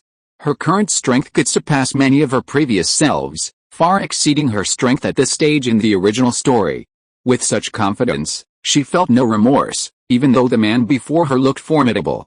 Damn woman, what did you say? At the last word, the cloaked man's eye twitched, as if recalling something unpleasant. He suddenly launched a punch, lashing out at Sakura's face. Smack! But a figure suddenly appeared in front of him and firmly caught a blow. If you want to fight, come to me. Bullying a girl is nothing. The person who took the blow was none other than Naruto, standing nearby. Naruto grasped his fist with one hand and suddenly exerted force. Ah! It hurts. Damn you, let go. The cloaked man felt a surge of force from Naruto's hand, squeezing his fist until it crackled. He was shocked. This guy, just a Genin, how could he have so much strength? Considering himself a master among Genin, he was incredulous. Could there be such a master among Konoha's Genin? Naruto didn't really want to do anything to him, and seeing him in pain, he let go. So he hurriedly stepped back, rubbing his red hand while staring at Naruto. Yellow hair, a bearded face. According to his information, there wasn't such a person among Konoha's Genin. Could this person be a newly promoted Genin? Hey, what's your name? He asked gravely, his eyes narrowed. They were taking the Chunin exams this time with a special mission, so he had to gather intelligence on anyone who could bring uncertainty to their situation. Me? My name is Uzumaki Naruto. I'm the future Hokage, remember that? Naruto pointed at himself with a thumbs up, his words radiating immense confidence. Hey, Kankuro, what's going on? Why haven't you healed in so long? Just then, a beautiful woman with yellow hair, carrying a huge iron fan, appeared from the nearby street corner and shouted at the painted-faced man. Hearing the woman's cry, the painted-faced man, Kankuro, glanced at the clerk, then at Naruto, realizing he wouldn't be getting his beef burgers anytime soon. He snorted, just you wait, and walked back toward the woman without looking back. After he left, the children who had been pushed to their feet climbed up and approached Naruto and Sakura, thanking them. Thank you, big brother and big sister. Big brother and big sister, would you like some fried meat? If you don't mind, we can give you ours. Facing the children's eagerness, Naruto and Sakura waved their hands. No need, ha ha ha. Go ahead and buy some. Big brother and big sister need to buy a lot more. Arriving, they were greeted by the enchanting aroma emanating from the fried meat shop and knew immediately that it lived up to its reputation. They decided to buy as much fried meat as they could afford, so that Goku could enjoy his meal. That guy, he's not very strong, but he's quite arrogant. Just then, Rock Lee and Sasuke, who had been watching from a distance, approached, with Rock Lee speaking. After so many years of training together, they knew Naruto's current strength, so they hadn't come all together. In their minds, that guy named Kankuro was no match for Naruto. Haha, forget about him. Let's just think about what types and flavors of fried meat to buy for Goku-sensei, Naruto said, rubbing his head and laughing. That's easy. Order all the types. As for flavors, order everything except garlic. Goku-sensei only hates garlic, not anything else, Sakura replied immediately. I've seen readers say the early plot wasn't very exciting. That's because Naruto and the others haven't fully developed yet, making it hard to create any exciting moments. And Goku, as the invincible boss, can't just keep showing off and getting slapped in the face. That would be a loss of style. By now, Naruto and the others have finally grown up, so I will start to create exciting moments and try my best to make everyone feel comfortable reading. Finally, I would like to thank Sunny Homeboy DC from Caillou and Book Friend 20,230,610,114 CBK for their monthly votes, as well as all the great people who voted for recommendations these days. Chapter 37 Undercurrent. As night fell, at Goku's home, wow. This looks delicious. Thank you, haha. Looking at the bags filled with fragrant fried meat before him, Goku clasped his hands together and thanked Naruto, the other two, and Rock Lee. He then happily began to enjoy the food. Seeing him enjoying it, Naruto and the others' initially anxious moods instantly lifted. Why were they so anxious? It was because they had been waiting in front of the fried meat shop for the better part of a day. It was their fault. When they bought the meat, they hadn't considered how long it would take for a shop with only one employee to prepare the required quantity.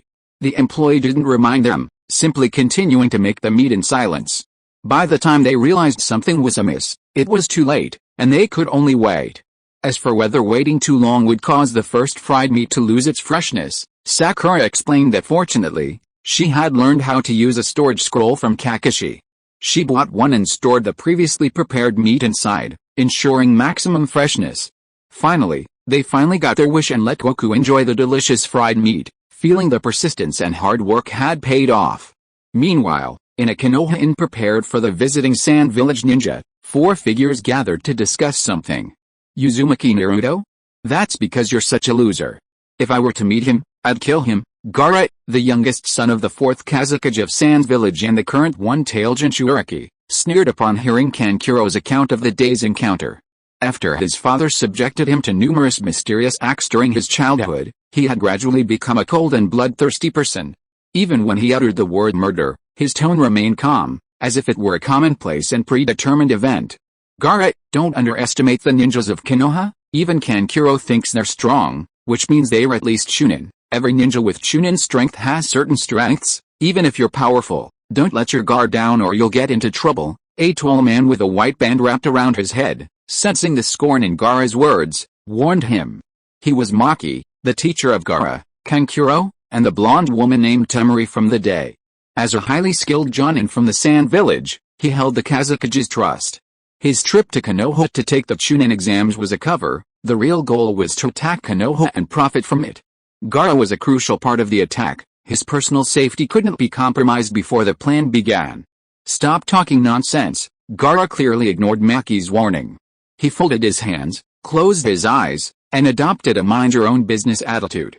Kankuro, hearing himself called a loser, gnashed his teeth with rage, even though he was usually afraid of his younger brother. Alright, we'll take this man seriously. While he's incredibly powerful, we're no pushovers. Kankuro was just a little careless. Seeing this, Temari quickly stepped in to mediate. As Kankuro and Gaara's older sister, she knew their personalities well and often played the role of smoothing things over. She was already adept at soothing Kankuro. Anyway, remember this, we're in Konoha on an important mission, and we can't afford to make any mistakes. Maki, feeling somewhat helpless with his disciple, ignored him and gave instructions to everyone else. He wasn't afraid of Konoha's people overhearing his words, as not only were there men guarding the room outside, but the room itself was also soundproofed, ensuring no sound could escape. Elsewhere, in an obscure corner of Konoha, Maki was unafraid. Lord Orochimaru, you've finally arrived. A refined young man with long silver hair adjusted his glasses and addressed a beautiful woman before him respectfully. Haha, Kabuto, how's the task going? Orochimaru licked his face with his long tongue, then looked at the silver-haired young man grimly. All done, Lord Orochimaru. Here's the general information you requested regarding the most powerful ninjas in Konoha village today. Kabuto produced a scroll and respectfully handed it to Orochimaru. Then, a thought struck him, and he added, oh, by the way, a man of mysterious origin has recently appeared in Konoha, training for Konoha Jinan daily. Oh? Is there anything unusual in this? Yes, Lord Orochimaru. 3 of these 4 Konoha Jinan are disciples of the copy ninja Kakashi. One of them is the one you asked me to keep an eye on, Sasuke Uchiha, a survivor of the Uchiha clan. Orochimaru's eyes narrowed at this. After his crushing defeat at the hands of Uchiha Itachi, he had switched his reincarnation vessel target to his younger brother, Uchiha Sasuke. Why did he choose the 2 brothers as reincarnation vessels? Because he coveted the power of the Uchiha clan's Sharingan. After witnessing the might of Uchiha Itachi's Sharingan, his desire for such power intensified to an unimaginable degree. Therefore, after his defeat at the hands of Uchiha Itachi, he shifted his target to Sasuke, the only remaining Uchiha, and this time, he came to Konoha with the intention of taking him away. Mysterious origins. He looked at Kabuto and licked his lips. With his life at stake, he couldn't help but care about this mysterious man. Yes, this person appeared in Konoha about 2 months ago. It is said that Kakashi and his 3 disciples met him while on a mission outside. He was not wearing a ninja form protector, and the clothes he wore were quite different from those of ordinary people. After asking around, I still couldn't find out where he came from. and his daily activities were very regular, almost a straight line between his home and the training ground for those Jinan. I went there to investigate after they left the training ground, and found that they should be doing weight training every day, so I speculate that this person may be a relatively powerful physical ninja. Kabuto understood what Orochimaru meant, and told him everything he wanted to hear. A physical ninja? If that's all, he won't have much impact on our plan. As for his identity, the old man wouldn't let someone unidentified into the village. The fact that you didn't find out just shows that your abilities aren't good enough. When I get a chance, I'll ask that old man Danzo about it. With his intelligence-gathering abilities, he'll definitely know the identity of the person you're talking about. After listening to Kabuto's story, Orochimaru smiled sinisterly. My abilities certainly need improvement, Lord Orochimaru. Kabuto pushed his glasses up, looking resigned. Seeing his obedient look, Orochimaru chuckled softly and turned to leave, but after a few steps, he stopped and asked, by the way, what's this person's name? Kabuto looked at his back and slowly uttered a name, Son Goku. Chapter 38 Newcomer? Time slipped by like an hourglass, and in the blink of an eye, it was the day of the Chunin exams. I heard there were newcomers taking the exams this time. Yeah, these brats, so brave they dared to take the exams so soon after graduation. They're so ignorant. No problem. During the exam, I'll teach them a lesson and make them understand that the Chunin exams aren't for youngsters. At Konoha Academy, 3 unnamed Konoha Jinan chatted loudly as they strode towards the classroom, ready to take their first exam. Whoosh! Just then, 3 figures whizzed past them, stirring up gusts of wind. Hey, who is that just now? Jinan stared at the blurry figures ahead, a few beads of sweat breaking out on his forehead. He was caught off guard by the speed of those people, and he was terrified. No, I don't know. They must be taking the Chunin exams too, right? Jinan swallowed, his voice trembling. Or, should we just go back and try again for the next exam? Jinan, who had been the most outspoken just now looked the most panicked, suggesting giving up this exam. A moment later, Jinan nodded, that makes sense. Let's give this opportunity to the newcomers. Don't accuse us veterans of not caring for the younger generation. Jinan immediately echoed, right.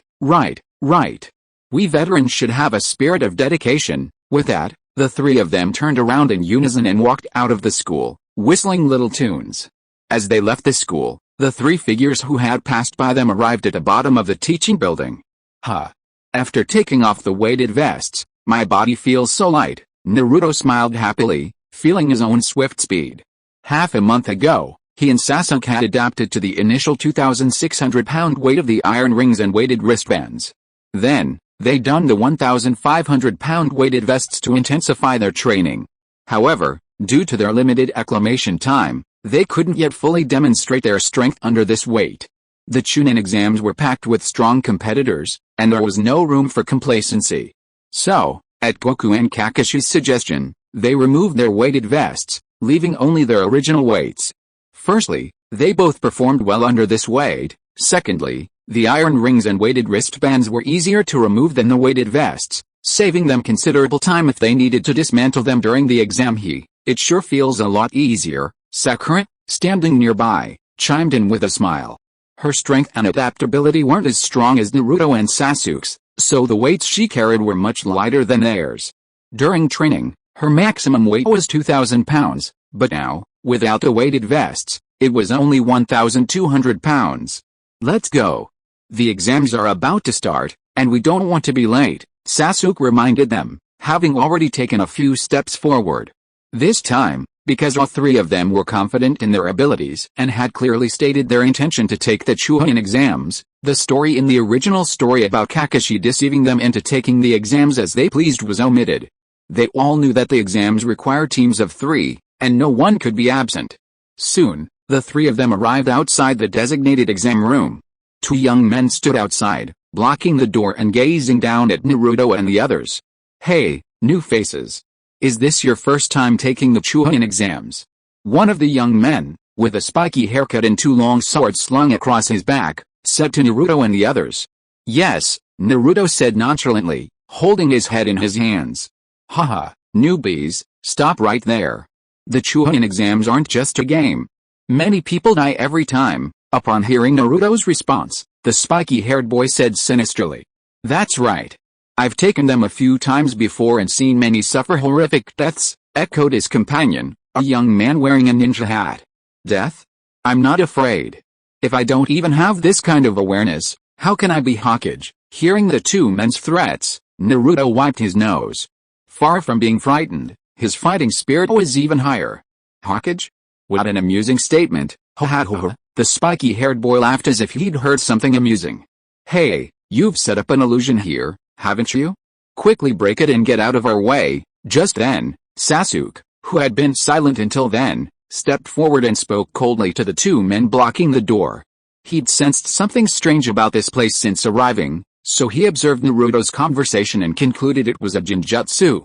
Haha, I've been discovered, the spiky-haired boy chuckled. Then, suddenly moving, he approached Sasuke and kicked him. But that's not enough, snap. Sasuke remained unfazed by the sudden attack, reaching out and catching it firmly. Then, exerting force with his fingers, he grabbed the opponent's ankle and swung it sideways, sending him careening backwards. Seeing his companion's defeat, the Cape Boy's eyes flashed with brilliance, and he suddenly struck out, punching Sasuke in the back. However, his intention was thwarted, as a figure suddenly blocked his path, clenching their fists and striking back at Sasuke's. Bang! He felt an unexpected surge of power radiating from the opponent's fist, sending him stumbling backwards, nearly falling to the ground. If you want to attack my companion, you need to ask my permission. Naruto retracted his fist and looked at him seriously. Then, the spiky-haired boy who had been flung forward came over, exchanged glances with the Cape Boy, and chuckled. Haha, it seems you're quite capable. If so, I'll let you through. As he finished speaking, the classroom door suddenly transformed into a large hallway leading to the actual exam venue. Hey, let's go. Seeing the two men clear the way, Naruto's smile returned, and he gestured for Sasuke and Sakura to enter. After the three of them left, the spiky-haired boy and the boy in the hat suddenly raised their fingers, and white smoke erupted from their bodies with a bang. When the smoke dissipated, the two boys had transformed into much taller young men. If Naruto and the others were still here, they would have recognized them as the gatekeepers of Konoha, Zetsu and Kamatsuki Izumo. Their strength is beyond my imagination, Zetsu said solemnly. He had originally wanted to see how many blows Sasuke could withstand, but unexpectedly, the opposite happened. It wasn't the other person's strength, but his own. That's right, I don't know how Kakashi trained them. That Uzumaki Naruto's strength is simply astonishing. Izumo's eyes were filled with complexity, recalling the moment he was repelled by Naruto. Although he hadn't used his full strength just now, his strength was still that of an adult. He hadn't expected Naruto, who was only in his early teens, to possess such immense strength. What they both don't know is that the credit for Naruto and his team's current strength isn't actually due to Kakashi, but to a silly Saiyan named Son Goku, thanks to Kirito for the 4th monthly ticket. Chapter 39 Naruto, I will definitely take first place. The designated exam classroom was bustling with people.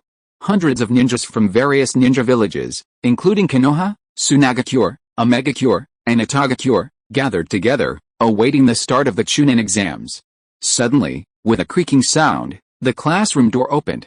3 people walked in, Naruto and his 3 companions, who had long since arrived. Ah! Sasuke, I missed you so much. Why are you here so late? As Naruto and his companions entered, they saw a girl with blonde ponytails, her face flushed, rushing towards Sasuke. Smack! A figure flashed in front of the girl and grabbed her head with a hand. You stinking Ino! Stay away from my Sasuke. It was Sakura. Ino tried to move forward, but found herself held firmly in place, unable to move forward. She stepped back, then angrily called out to Sakura, who was blocking her way. Brawn forehead. Get out of my way. No, will you or won't you? No, then don't. Come over here if you dare. Sakura grimaced. Brawn forehead, I'm going to fight you, Ino howled, furious, and charged forward, ready to battle her for 800 rounds. But for some reason, as soon as she started, her hands were inexplicably pinned to her back by Sakura, preventing her from moving. Hey, you stinky Ino, I'm much stronger than you now, Sakura said playfully. She was now half lying over Ino's back, her right hand clasping her hands, her left gripping her chin, and turning her head towards her in a deeply suggestive gesture.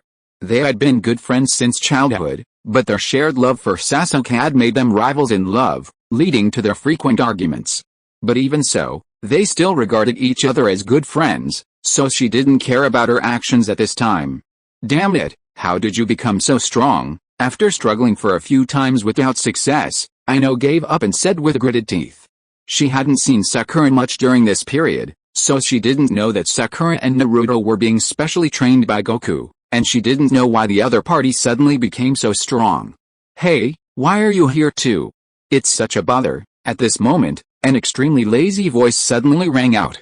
A lifeless, thin boy and a fat boy who was eating potato chips walked towards Naruto and the others, and it was the former who spoke. They were Shikamaru and Shaji, who were in the same team as Ino and came from the Ino, Shika, and Jo families of Konoha. Ha, you're all here. Looks like all of us recent graduates are here. Before Naruto and the others could reply, 3 more people arrived, a rebellious young man with a dog on his head, a cool young man wearing sunglasses, and a shy young woman with a blush on her face. It was the former who spoke. They were Inuzuka Kiba from the Inuzuka clan, Aburame Shino from the Aburame clan, and Hyuga Hinata from the Hyuga clan. Then, the old classmates exchanged greetings, and the scene suddenly became lively. Naruto, I don't think I've seen you guys on missions lately. What have you been up to? Inuzuka Kiba asked. Shanan like them usually took on D-rank missions, menial tasks like finding cats and dogs. Therefore, they often ran into each other in the village while on missions. But recently, Naruto and the others had been training with Goku almost every day, and hadn't taken on any missions. Their activity in the village had dropped significantly, which was why Inuzuka Kiba was puzzled. Of course we're training, Naruto smiled, holding his head. Training? So you're all confident about this exam? Of course. Especially me. I'm going to take first place. Naruto raised his index finger, his expression radiating confidence. First place doesn't necessarily mean it's yours, Naruto. Just then, Rock Lee suddenly approached them and interrupted. He had been at the back of the classroom, so he hadn't come yet. Thick eyebrows. First place is definitely mine, Naruto reassured, then pointed behind Rock Lee. Are those 2 your teammates? Not far behind Rock Lee, a girl in a pink cheongsam and a cool boy with long hair were watching them. Yes. They're my teammates, Neji and Tenten, Rock Lee replied. Listen, you newbies, I advise you to keep a low profile, otherwise you'll get into trouble. Naruto was interrupted mid-sentence by a sudden interjection. A silver-haired young man approached, adjusting his glasses with a gentle expression. He was the ninja world's most celebrated star, Kabuto Yakushi. On the surface, he was a rookie Jonin who had repeatedly failed the Chunin exams, but in reality, he was a super spy or chimera who had planted in Konoha for years. Who are you? Naruto looked at him suspiciously. Although he exuded goodwill and a look of good for them, he somehow sensed a sinister aura about him. My name is Kabuto, and I'm your senior, he said gently, pushing his glasses. Without giving Naruto and the others a chance to reply, he pointed behind them and continued, Look, these people taking the exams are really pissed off at you. Naruto and the others looked in the direction he pointed and immediately saw that among the crowd of people seated in the chairs, many were now glaring at them, especially at Naruto. They had clearly heard Naruto's bold words about aiming for first place. Hey, I'm not afraid of them. Most ordinary people would panic and quickly gather themselves upon seeing this scene, but Naruto was clearly no ordinary person.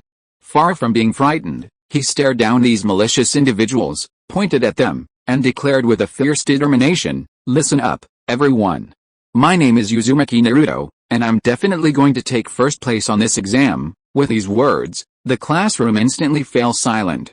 Not only were the strangers stunned, but even those who knew Naruto, like Kiba Inuzuka and Shikamaru, froze in their places, feeling that this former class slacker seemed different. While his tone remained the same, beneath it all seemed a certain confidence. Hey, Naruto, first place should belong to me. Sasuke, standing nearby, seemed to be influenced by Naruto's tone and surprisingly managed to win over the rhetoric.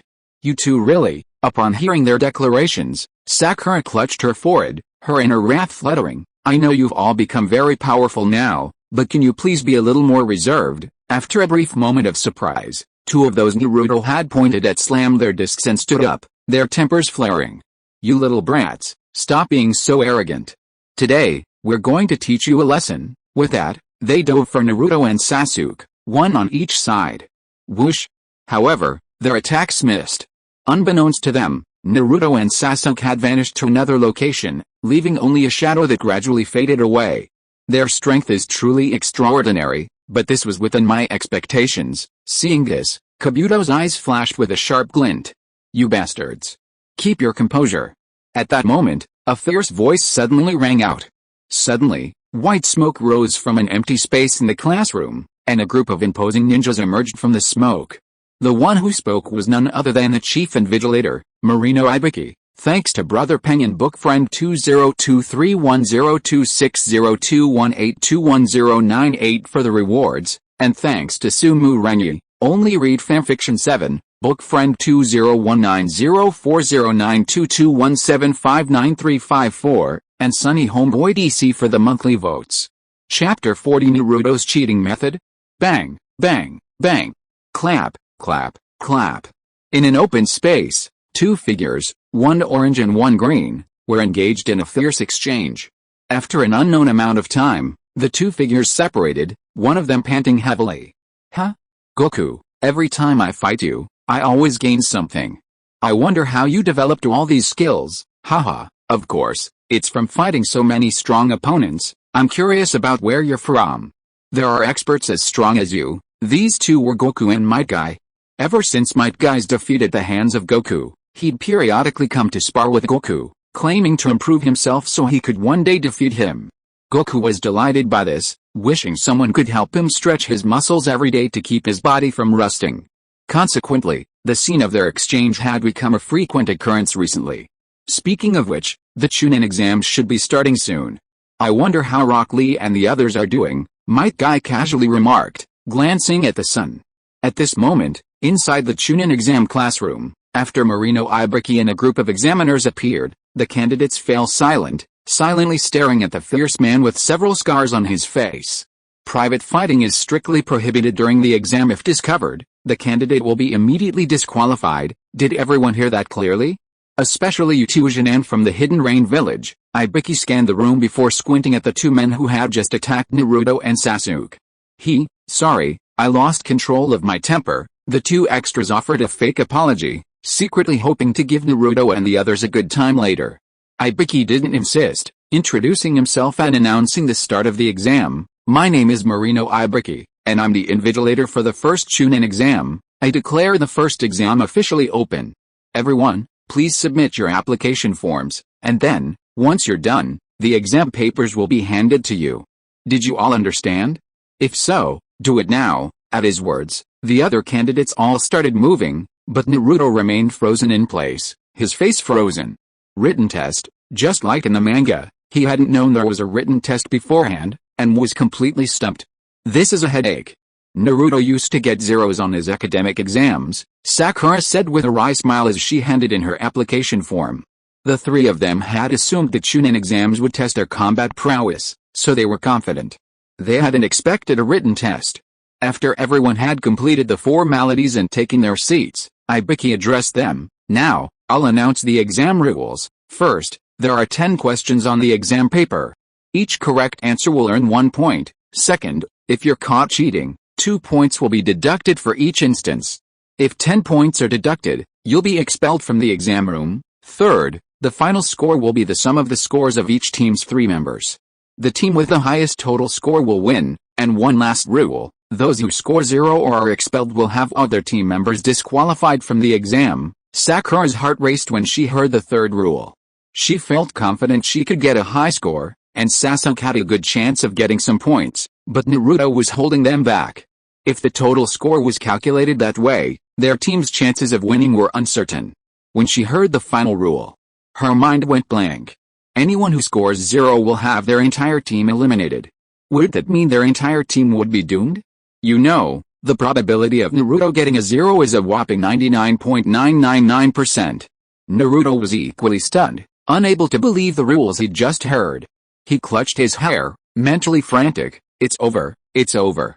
This is truly over. If Sasuke and Sakura fail the exam because of my 0, I'm doomed, damn it. I was aiming for first place, but now if I fail the first exam, everyone's going to laugh at me. Thinking of this, he grew increasingly irritated. After a while, the test papers were distributed. Ibiki looked at the people who received them with a meaningful expression. Remember, if you want to become a chunin, act like a true ninja. Don't embarrass yourself with those crude cheating techniques. I declare the exam open. The time limit is 1 hour. These questions are too difficult. Even I can't answer them all. After receiving the paper, Sakura looked at the questions with a solemn expression. From the moment she laid eyes on them, she realized the difficulty of the questions was far beyond the syllabus. They were the kind of hellish difficulty that even the teacher wouldn't be able to answer them all. Naruto's really going to get no points this time, she thought, glancing at Naruto, who sat in front of her on the left. Never mind, I'll just finish my own paper first. With that thought, she stopped dwelling on other things and began answering the test seriously. Not far away, Sasuke twitched his lips as he looked at the questions on his paper. I thought I could handle a few, but I can't answer a single one. He had been worried about Naruto getting a 0, but now he had to worry about himself too. Looks like these questions won't faze Sakura, he thought, glancing at Sakura, who was writing furiously in the row in front of him. Right. This exam can't possibly be this difficult. He glanced at the people around him and saw that most of them were still scratching their heads in their seats, looking lost. Then there must be something deeper to this exam. Thinking of this, he closed his eyes and pondered every word Ibiki had said. A true ninja, don't show off your poor cheating skills. After thinking about these 2 sentences, he suddenly had an epiphany and discovered the secret of this exam. So this exam tests how to use sophisticated cheating techniques to steal the correct answers without being discovered by the invigilator. HMPH, interesting.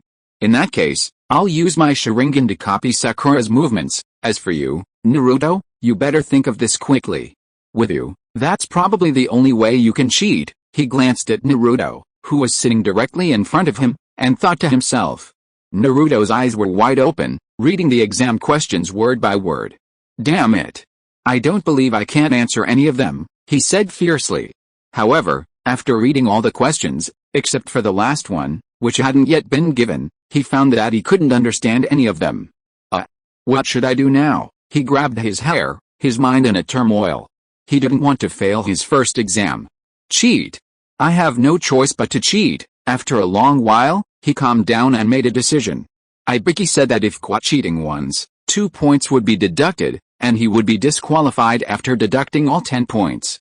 In other words, he had 4 chances to make a mistake.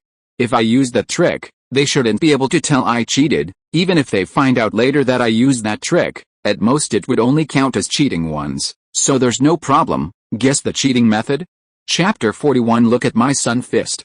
In the classroom, many clever individuals had already discerned the true purpose of the exam and were demonstrating their skills. On the left, Inuzuka Kiba used his ninjutsu Akamaru to spy on others' answers and obtain the answers. On the right, Hyuga Niji, using his Byakugan, observed the answers of the person in front of him who had already completed several questions, and behind him, Gaara, using his floating eyes of sand, similarly observed the answers of others.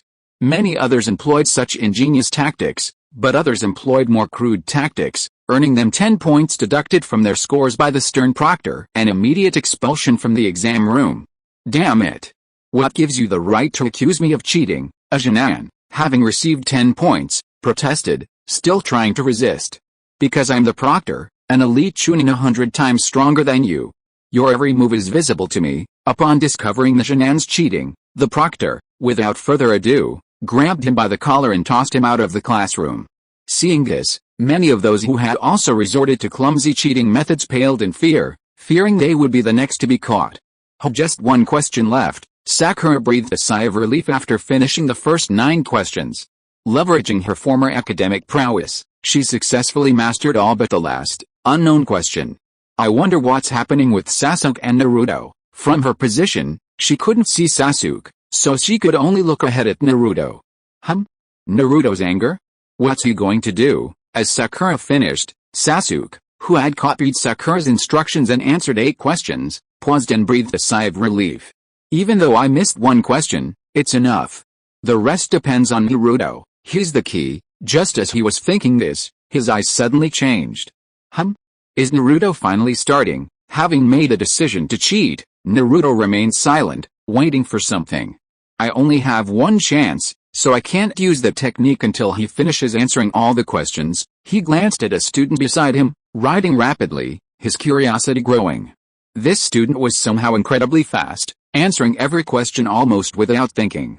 Unbeknownst to him, this student wasn't actually a student, but an examiner in disguise, their purpose, to quickly write down the correct answers so that would-be cheaters could copy them. There were several such people in the room.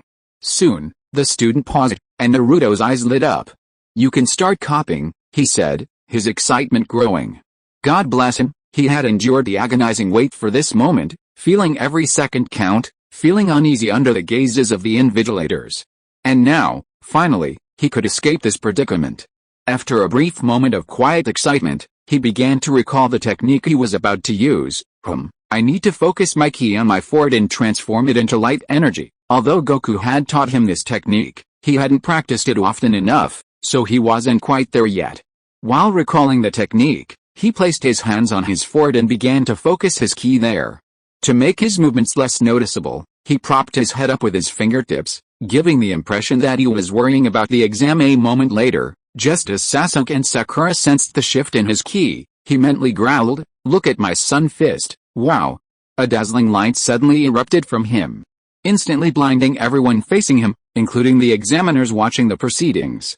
"What's with this light? Ah! My eyes hurt. I can't open them, damn it! What the hell is going on?" Under the glare, as blinding as the sun, both examiners and students were driven to tears and forced to close their eyes. Even those students who had their backs to Naruto, unaffected by the intense light, couldn't help but turn back to look, their own tears streaming. Seeing his goal accomplished, Naruto, the instigator, grabbed the paper of the students next to him who had finished 9 questions and began copying frantically. Faster. Faster, he zeroed in on the questions that required the least amount of work, and began writing rapidly. While the sun fist had blinded the examiners, it would only last for a short while. Once they recovered, their vision would gradually return, and he would be unable to continue copying. So, he focused on as many questions as possible. He copied 1 question, 2, and then he finished. He swore he had never written down answers so quickly in his life, not even when copying answers. Time flew by. After copying 4 questions, he abruptly put the paper he had grabbed back down to its spot and covered his eyes, pretending he was blinded by the light. It wasn't that he didn't want to continue copying, but he felt the examiners who had been blinded would soon regain their sight, and continuing would be more trouble than good. And sure enough, not long after he stopped copying, the examiners rubbed their eyes and began to slit their eyes. Damn it! What the hell just happened? Ibiki squinted, scanning a certain spot on the classroom. Though the bright light had come suddenly, he could still tell it was emanating from a certain location. So, following his vague memory, he searched for it, trying to pinpoint the source of the bright light. When he saw one of his subordinates, whom he had infiltrated among the examinees, his gaze paused. He saw his subordinate making a subtle gesture, indicating that the bright light was emanating from someone nearby. He followed his subordinate's lead and looked. Uzumaki Naruto. Naruto, unaware that anyone had noticed his actions, continued to cover his eyes, pretending to be a victim. Copying 4 questions should be enough, right? At least I won't get a 0, and I won't be disqualified, or should I take another risk later? He pondered, oblivious to the fact that someone was watching him. Uzumaki Naruto, do you know what that light was? Ibiki suddenly asked, after staring at Naruto for a moment. Huh? What? I don't know, Naruto suddenly called out, opened his eyes and looked at Ibiki in confusion. But he quickly realized and quickly closed them halfway. However, it was too late.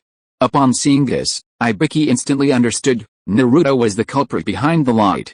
Although he didn't know how they'd done it, it was clear they were using the bright light to blind them, taking advantage of the opportunity to cheat. HMPH, Uzumaki Naruto, you've got some tricks. In his long career as a ninja, this was the first time he'd seen such a tactic. Others used sophisticated methods to cheat, and while they still couldn't hide it from him and the other examiners, they weren't considered crude.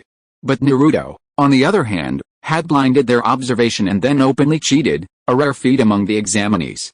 Alright, the exam continues.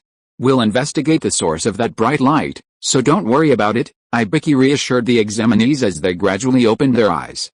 Even if he knew Naruto was the instigator, he wouldn't reveal it, choosing instead to remain indifferent.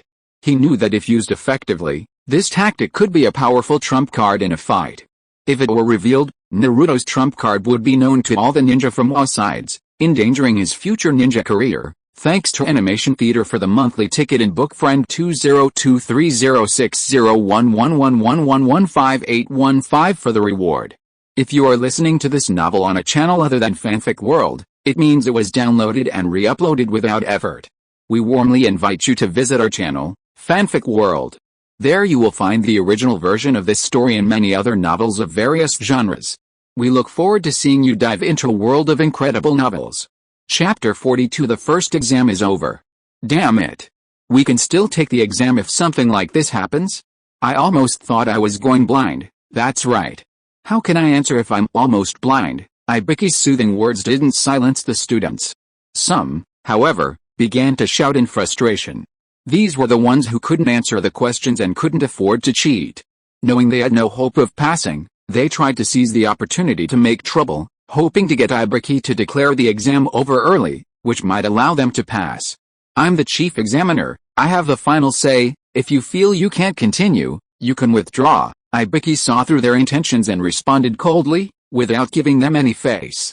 These cold words, coupled with his fierce appearance, stunned the shouting students, and they all remained silent. Huh? Looks like I've passed this stage. Naruto breathed a sigh of relief when the exam returned to normal. Being called out by Ibiki had made his heart skip a beat, and the realization that his actions had given him away had intensified his anxiety. He figured that even if the examiner caught him using the Taiyang fist, it would only count as cheating, but what if? What if this seemingly fierce examiner turned against him? Fortunately, the examiner had followed the rules and not only didn't expel him, but also didn't tell anyone else that the person emitting the bright light was his own fault. But there was still a question. How did Ibiki know what he had done? Oh, Naruto, you idiot. He hasn't realized the person next to him is the hidden examiner. Sasuke, who had watched everything unfold, curled his lips. He had shielded his eyes earlier, shielding himself from the bright light, after seeing Naruto about to use the Taiyang fist. He then observed everything that happened, including the gesture from the person next to Naruto to Ibiki. As the exam continued normally, people were repeatedly expelled after receiving full points deducted. In a flash, 45 minutes had passed, leaving only 15 minutes until the end. Seeing the time running out, Ibiki suddenly announced, "Next, we'll announce the content of the 10th question." Upon hearing this, the examinees all looked towards him. But before that, I need to explain the rules for this question. These are rules that will terrify you all. Ibiki stared at the examinees expressionlessly, his invisible aura and his words creating a profound sense of oppression. Rules that terrify us. Sasuke, Niji, and other candidates with stronger mental fortitude narrowed their eyes, unfazed by the other's words, quietly awaiting the next words. Those with weaker mental fortitude, on the other hand, were already starting to tense up, some even trembling. Ibiki was pleased with the situation, as he had intended to instill fear in these less mentally prepared examinees, thus eliminating them. This rule is, you can choose to take the exam or not. If you choose to take the exam, then if you answer incorrectly, you will be banned from taking the Chunin exams for life, and if you choose not to take the exam, then you and 2 other members of your team will be disqualified from this exam. Boom. The moment this rule was announced, the examinees' minds erupted in fury. What kind of stupid rule is this? If you put it that way, what's the point of our previous answers? That's right. So if we don't take the 10th question, then all our previous answers are useless. Many examinees shouted, venting their dissatisfaction with the rule. However, Ibiki ignored their complaints, chuckling softly. I made the rule. You're unlucky to have run into me this year. Those who are afraid of failing the 10th question should just give up the exam as soon as possible. You can still try again next year, right? Damn it. Many examinees were indignant after hearing this, but some seemed indifferent, the examinees from other ninja villages. HMPH, if I fail this exam, I can just pass it in my own village later. Konoha has no right to control me. Besides, we didn't come to Konoha for the exam itself. Kankuro sneered inwardly, dismissing Ibiki's words with disdain. The people of Atagakure were the same way. They were merely following Orochimaru's orders. Passing the Chunin exams wouldn't affect them in the slightest. Take it or not, Naruto clenched his fists, his mind in turmoil. If he took the exam, what if he failed? He wouldn't even be a Chunin, let alone Hokage. If he didn't take the exam, wouldn't all his previous efforts be in vain? And it would also bring trouble to Sasuke and Sakura. As he struggled, many Konoha candidates, unable to bear the pressure, raised their hands and declared, "I'm giving up the exam." "Me too, I'm giving up too." Suddenly, the classroom emptied of over a dozen candidates. "Huh? I'm a man determined to become Hokage. How can I back down here?" Naruto recalled every detail of his life as a ninja. From his nervous retreat upon his first encounter with an enemy to his courageous confrontation the next time, from his originally frail body to his current, forged strength, from his previous, mediocre strength to his current, impressive strength, praised by even Kakashi-sensei, all of this was achieved through his own unwavering hard work. How could he let it go to waste? Moreover, he was aiming for first place in the Chunin exams this time. "Come on. I'm going to take first place this time. I won't be intimidated by a mere question like yours." He slammed the table, pointing at Ibiki with a firm voice. This sudden remark drew everyone's attention. That really suits Naruto's personality," Sasuke said with a smile. "As expected of you, Naruto." Sakura smiled tenderly at the scene. Ibiki, bearing the brunt of the attack, remained expressionless. He looked at Naruto coldly and said, "Oh? Have you thought it through? This concerns your entire life. If you make the wrong decision, you won't even have the chance to regret it, of course. I don't believe I'll be a ninja forever. Even if I were, it wouldn't matter. As long as my strength continues to grow, I'll definitely become Hokage one day," Naruto responded without hesitation. "HMPH, Uzumaki Naruto, you're quite an interesting person. You used that unique cheating method before, and now you've calmed others' anxiety with just a few words." Ibiki looked around and saw that after Naruto's words, the previously struggling candidates suddenly calmed down, as if Naruto had calmed them down. For a moment, no one in the classroom suggested giving up the exam. Seeing this, Ibiki, realizing that wasting time was futile, suddenly smiled. "Congratulations, you all have successfully passed your first exam." As soon as these words were spoken, everyone was filled with confusion, their heads agape. Thanks to GBC and DC for their monthly votes, and to Brother Peng for his 500 yuan reward. And please keep following along for the next 2 days. I was a little late last week and didn't get to test the waters. This week, based on the current data, I'm likely to be able to go live, but I'm afraid if I accidentally miss the chance to follow along, I'd be left with nothing to cry about. So everyone, please definitely follow along for the next 2 days. Thank you so much." Chapter 43, Surprise. The woman wants to lick Naruto's face. Swoosh, swoosh, swoosh. Swoosh, swoosh, swoosh. Meanwhile, dozens of candidates who had passed the exam were following an examiner who identified herself as Anko Materashi, heading to the second exam venue. "I didn't expect the exam just now would be about this. That Ibiki examiner had lied to us for so long. Seriously," Sakura lamented to Sasuke and Naruto from the crowd. After Ibiki announced their passing, they explained the exam's true purpose, to test their intelligence-gathering abilities and, most importantly, their fearlessness in times of crisis. "Haha, I saw that coming a long time ago," Naruto replied cheekily, rubbing his head. Whether it was the cheating or the final boast, it was all a fluke, a chance decision. "Haha," Sasuke sneered at his shameless words. As they were conversing, Anko, the leader of the group, suddenly stopped, and everyone else followed suit. Before them lay a vast, iron-fenced forest stretching no more than 100 meters. Quiet, eerie, and filled with a sense of endless terror, that was everyone's first impression. Gudong, an extra candidate, swallowed involuntarily, and Anko noticed. "Are you scared so soon? It's not time for you to be afraid yet. Once you enter, you'll realize just how terrifying this place called the Forest of Death is," Anko said with a wicked smile. The extra candidate's fear grew even more intense, and even the other candidates, who hadn't been afraid, were frightened by her words. "Tisk, what's there to be afraid of?" Naruto, far from being frightened by her threat, crossed his arms in disdain. "Oh? You know, people like you who don't take things seriously, they'll be the first to die." As she spoke, Anko, not far behind Naruto, unsheathed a kunai and launched it straight at Naruto's face, seemingly intending to intimidate him. Snap! However, the situation turned out completely differently than she had anticipated. HMPH, kid, it's good to know the dangers. You'll encounter similar, unpredictable dangers in the upcoming exams, so, be careful, everyone. Don't wait until the exam is over and I'm left to collect your bodies. She took this opportunity to look around and give each candidate a warning. She then explained the exam content and rules. This exam is about competing for scrolls. The scrolls are divided into the Book of Heaven and the Book of Earth.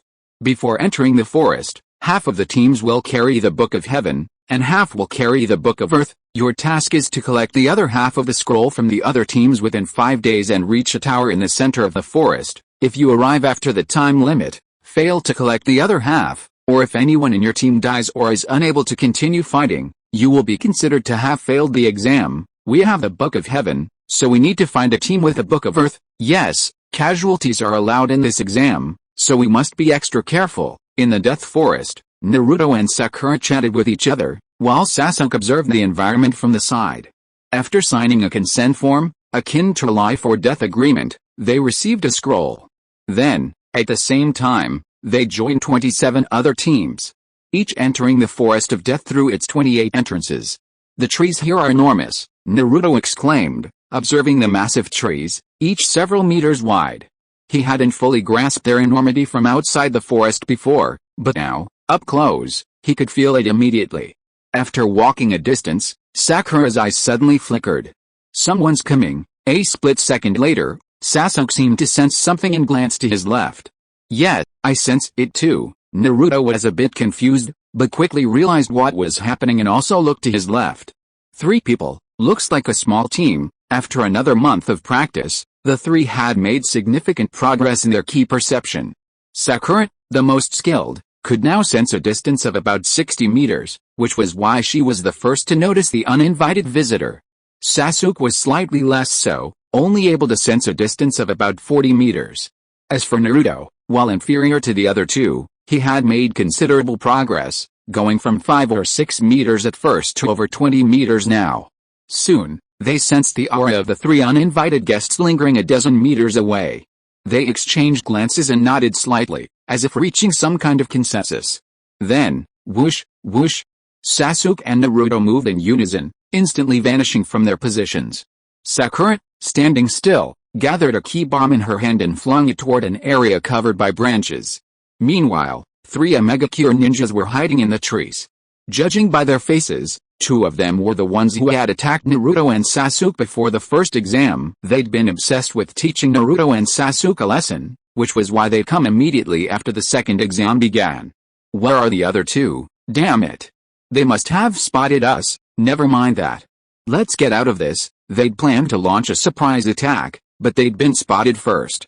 One of them, though unsure of the key bullet Sakura had thrown, felt a sense of alarm, as if it were telling him not to be hit. Whoosh, whoosh, whoosh. The 3 of them scattered in different directions. The next second, boom. The key bullet exploded on the branch they had been hiding in, blasting a massive hole through the half-meter-thick limb. What the hell is that? The 3 turned back to witness the scene, their eyes widening. If they had been hit by that key bullet, wouldn't they have also been blasted with blood? Just then, a cold voice rang out, "Distraction during combat is a grave offense." Sasuke, who had vanished moments earlier, had suddenly arrived behind one of the rain ninjas and struck him down with a kick. Simultaneously, the 2 Narutos appeared beside the other 2 rain ninjas and delivered their own swift blows. Bang! Bang! Bang! 3 heavy objects crashed to the ground, and the 3 rain ninjas' eyes rolled back as they collapsed unconscious. Thanks to Mu.off for the 2 monthly tickets. Also, the author has another tip. Remember to read tomorrow, everyone. May everyone become richer, richer, and richer forever. Chapter 44. The mysterious woman arrives. Ah! What bad luck. They're also from the Book of Heaven. Naruto scratched his hair in disappointment as he looked at the scroll he had found on the rain ninja. After their coordinated feint to the east and attack to the west, the 3 rain ninja were knocked unconscious by their blows without a second thought. Thus, the scrolls on their bodies became Naruto's trophies. But their luck was a bit off. The scroll they found wasn't the Book of Earth they sought. It's okay, Naruto. We'll keep searching. We'll eventually find the Book of Earth, Sakura reassured him. So what do we do with the Book of Heaven? Should we return it or keep it? Naruto scratched his head. Well, Sakura was undecided, glancing at Sasuke, who sat silently by his side. Keep it. Maybe it'll be useful. Besides, it's our trophy. Since they dared to come after us, we should be prepared for it to be stolen. How can we just give it back so easily? Sasuke curled his lips, his expression as if it was a matter of course. That's right. We took this with our own strength, we can't just give it back. Hearing Sasuke's words, Naruto clapped his hands in agreement. Then let's go. We're not deep into the forest yet, so I don't think there are any wild animals. Let's let them wake up on their own. Yes, yes, and so the three of them quickly left. Shortly after they left, three mysterious figures wearing bamboo hats arrived. Haha, a single strike? Those little ones are quite capable. The leading black-haired woman licked her lips, her face amusement brightening as she noticed the only sign of a fight. Sir, they should be just ahead, one of the men said respectfully to the woman after checking the surroundings. Then let's go, sir. What about these three? The man gestured to the woman whether to slit the throats of the three unconscious rain ninja lying on the ground. Business matters first. Yes, sir, there are so many insects in here. What do you think? If we find the Book of Earth, should we fly straight to the tower? Naruto asked Sasuke and Sakura, after swatting several poisonous insects that were about to pounce on him with a kunai. Since entering the forest, he had encountered at least 100 poisonous insects attacking him, which was extremely annoying. Idiot Naruto, have you forgotten what Kakashi-sensei said about not easily revealing our ability to fly? Sakura replied angrily after hearing Naruto's question. After learning that Goku could perform the aerial dance technique, the three of them asked Goku to learn it. Goku naturally didn't hide it and taught them the aerial dance technique. However, while watching them practice the aerial dance technique, Kakashi also reminded them, try not to use the aerial dance technique unless absolutely necessary to avoid being discovered. The reason for this was naturally to protect them. After all, those who could fly were extremely rare in the ninja world. If anyone suddenly knew the three of them could fly, not only those outside the village, but even those within would likely harbor negative thoughts about them. Haha, it's just that these bugs are so annoying, Naruto said, scratching his head and laughing after his suggestion was dismissed. This can be considered a kind of training for us. You're not afraid, are you, Naruto? Sasuke, who knew Naruto's temper well, raised his lip and goaded him. I'm not afraid. Damn Sasuke, as expected, Naruto was so goaded that he jumped up and down, immediately declaring that he would stay in the forest for the rest of the journey. If those bugs dared to come after him, he would kill them all. Naruto, wouldn't be afraid at all. As they walked a little further, trying to find the rest of the group, Sakura's eyes suddenly flickered. There's someone behind us. Then her face changed. At a fast pace, she could sense someone behind them approaching them at an extremely fast speed, far exceeding the speed of the three rain ninjas. Sasuke, who had sensed the situation a moment later, also had a pale expression on his face, turning to look behind him. Then Naruto reacted and turned to look. The moment he turned, they saw the uninvited guest. The visitor was a woman wearing a bamboo hat and with long black hair. They remembered her as a candidate from Kusagakure village. And what about her companion? The three of them used their aura to sense their surroundings, but could not detect anyone else's aura. Is she hiding beyond our range? Or is she alone? After checking with Sakura and confirming that she hadn't sensed anyone else either, Sasuke narrowed his eyes and thought rapidly. Hey! Are you here to steal the scroll? As he pondered, Naruto stepped forward, pointed at the woman, and asked loudly. Haha, yes. The woman removed her bamboo hat, a chilling, sinister smile playing on her lips. What scroll is that? The Book of Earth, really? That's fantastic. Naruto was overjoyed to hear the other person possessed the coveted Book of Earth. Hey, Naruto, be careful. This guy doesn't look ordinary, Sasuke warned. Since the other person hadn't made a move yet, he couldn't judge his true strength by the intensity of his ki. But judging by the speed of his attack, it was clear he wasn't ordinary.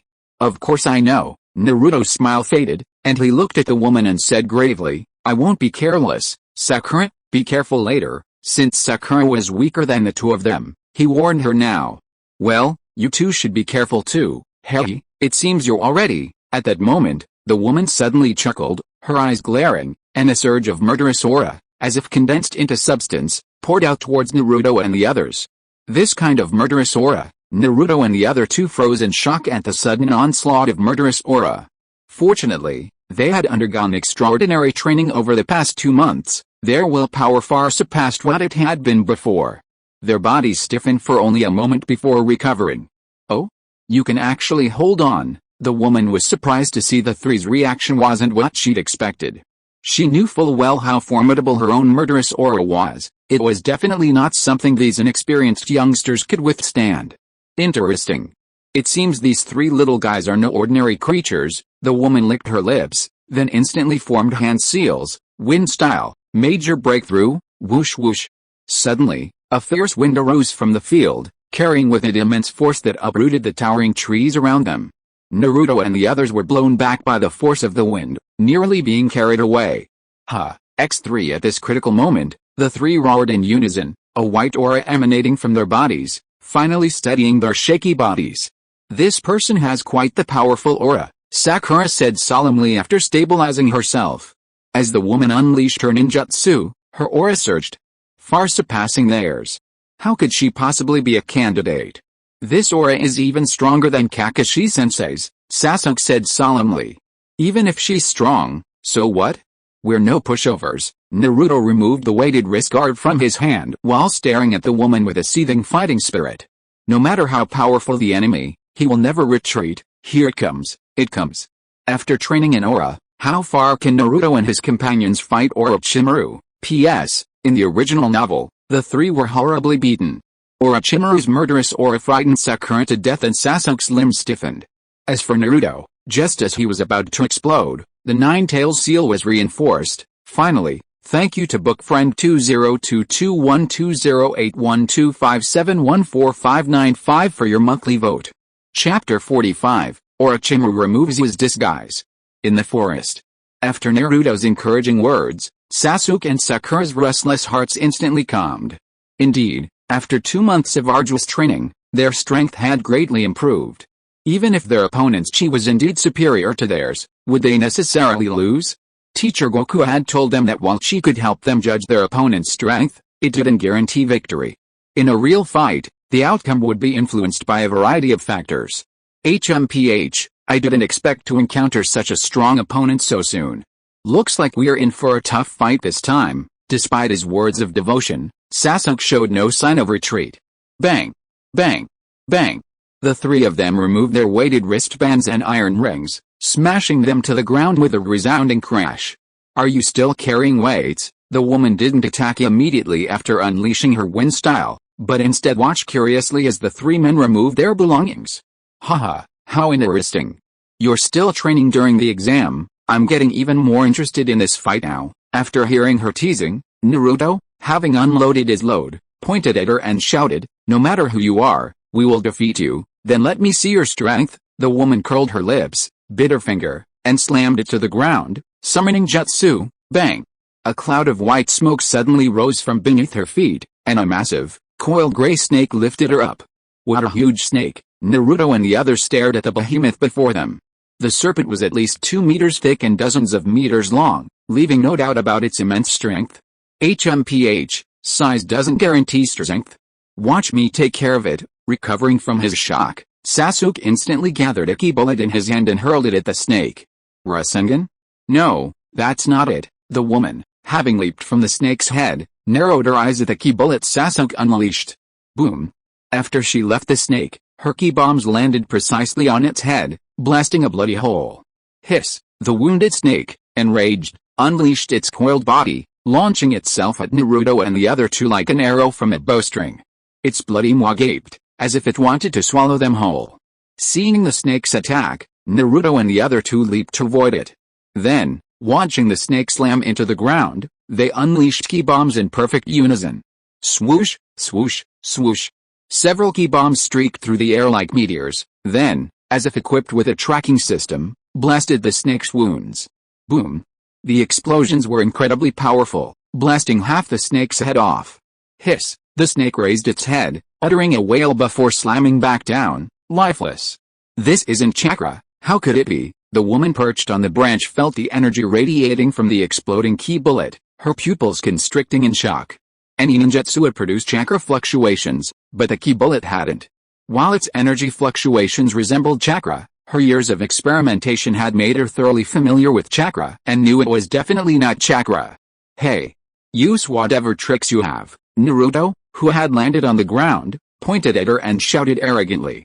Hearing Naruto's voice, the woman snapped out of her shock. Whatever that is, let's get down to business first. She glanced at Naruto and said, what a cute little creature, but a bit in the way. The next moment, her mouth dropped open, and a terrifying scene unfolded. A rustling sound, countless venomous snakes continuously poured out of her mouth, twisting their bodies and slithering towards Naruto. How disgusting. What the hell is this? Seeing this, Naruto and the other two got goosebumps and felt a sour feeling in their stomachs. Naruto, these snakes are coming for you. You and Sakura take care of them, I'll deal with that person. Seeing the snakes rushing only towards Naruto, Sasuke's eyes flickered, and he decided to face the more dangerous woman alone. Hey! Don't make decisions on your own. Naruto was furious when Sasuke rushed towards the woman just after he finished speaking. He felt that Sasuke was too dangerous to fight alone. He wanted to rush in, but the swarm of snakes moved in front of him, forcing him to deal with them first. Hey, Sakura, go help Sasuke. I can handle this here by myself. Okay, then be careful. Sakura, knowing that Naruto was strong enough to handle the snakes, nodded firmly and chased after Sasuke. Multiple shadow clone jutsu. After Sakura left, Naruto instantly created a dozen or so shadow clones. Then, Naruto and his clones simultaneously condensed ki bombs in their hands and blasted them at the surrounding venomous snakes. While this would consume a considerable amount of ki, time was of the essence, and this was the only way to quickly dispatch the snakes. Meanwhile, Sasuke had arrived not far from the woman, casually hurling a dozen shurikens at her. Puff! Puff! Puff! The woman's figure flashed, and the shurikens ricocheted into the trees, none of them hitting her. You've been tricked. However, Sasuke had silently arrived behind her, slashing his kunai at her neck. The woman's previous attack had clearly meant death, so he showed no mercy this time. The blow was incredibly powerful and swift, and the woman seemed unprepared for Sasuke's speed, barely avoiding the vitals. The kunai grazed her cheek. Sizzle. After his first strike failed, Sasuke quickly leaped away, preparing to strike again. However, when he looked back at the woman, his pupils dilated with shock at the horrifying sight on her face. Not a single drop of blood had escaped from the spot where he had slashed her. And that wasn't the strangest thing. The strangest thing was that a portion of her skin had fallen off, and beneath it, another face was hidden. You're not a candidate.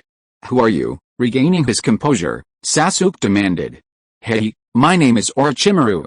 I didn't expect you to reveal my true identity so quickly. You're quite capable. Orochimaru tore off the disguised woman's face and smiled sinisterly. Before the second exam began, he had killed 3 candidates from Kusagakure village, used his unique technique of erasing their appearances to take his own, and then took the exam disguised as them. His goal was to meet his chosen reincarnation vessel and implant the curse seal on her. And this reincarnation vessel was none other than Sasuke before him. Orochimaru. Sasuke narrowed his eyes after hearing the other person's self-introduction, realizing he had no memory of this person at all.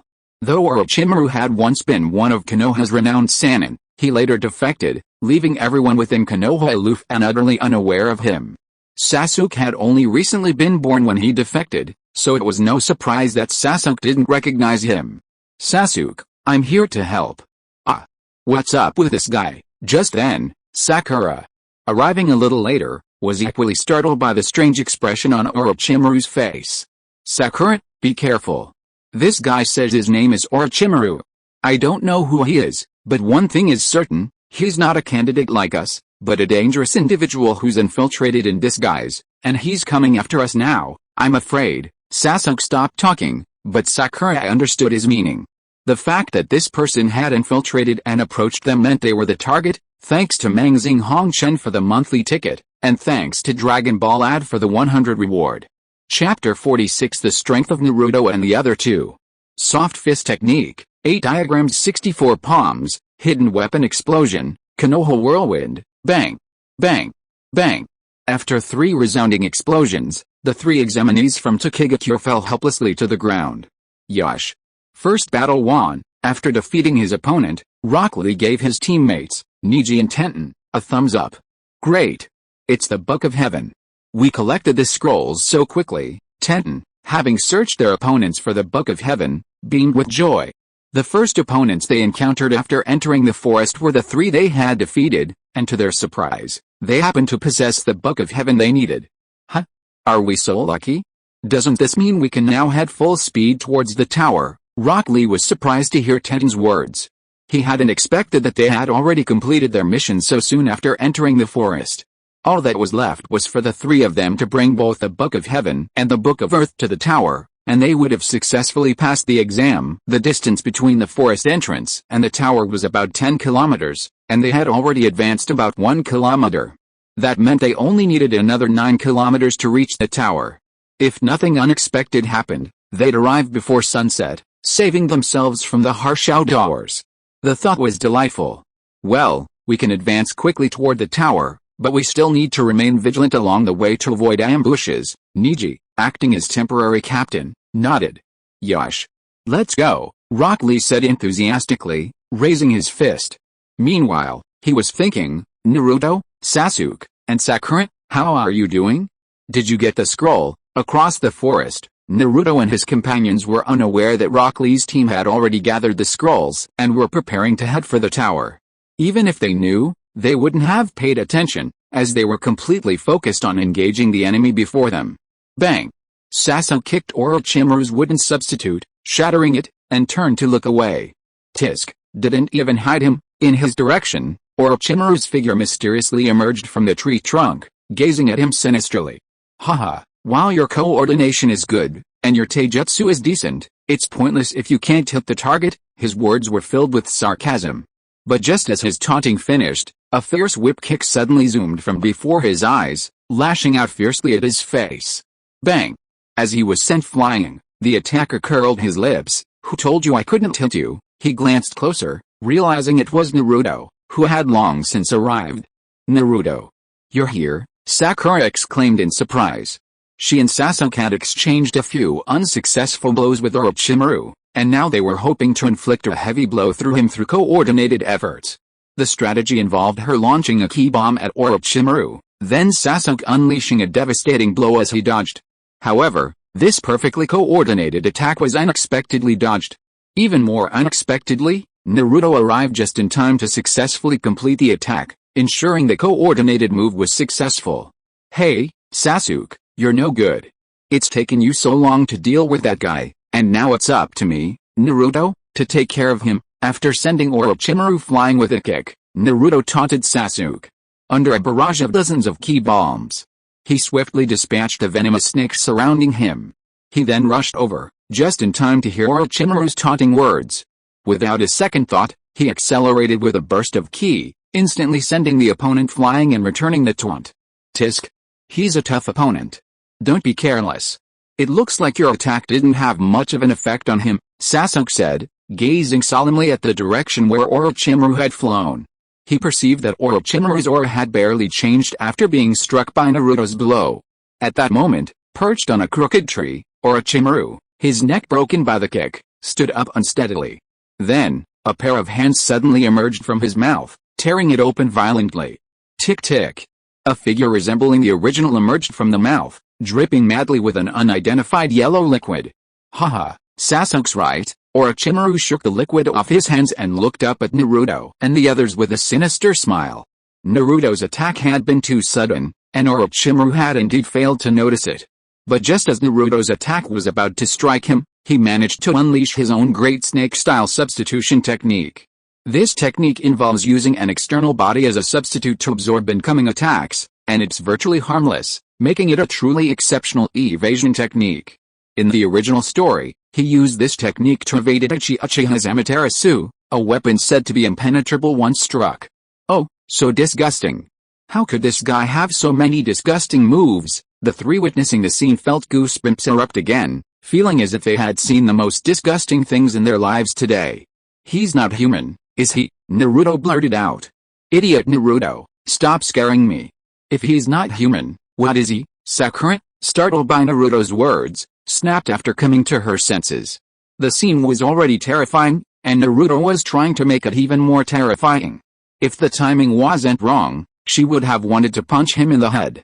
Powerful taijutsu coated in unknown energy, and those energy balls made of unknown energy, were these taught to them by that man named Son Goku. Orochimaru ignored Naruto and the others, narrowing his eyes in thought.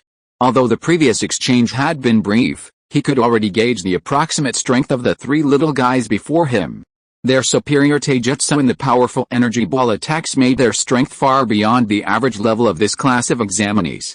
To be precise, aside from Sakura, who was still in the Chunin realm, Naruto and Sasuke were both nearing the rank of Jonin. Naruto's attack, in particular, clearly reached the level of Jonin. Son Goku, what kind of person is this, capable of teaching them such powerful skills in just 2 months? Orochimaru pondered. Due to time constraints, he hadn't yet sought information from Danzo, so his understanding of Goku was still limited to the few words Obito had shared with him. Even so, he instinctively concluded that the 2 techniques Naruto and the others had used were taught by Goku. After all, Kakashi wasn't capable of that. Never mind, I'll definitely seek out Danzo after this.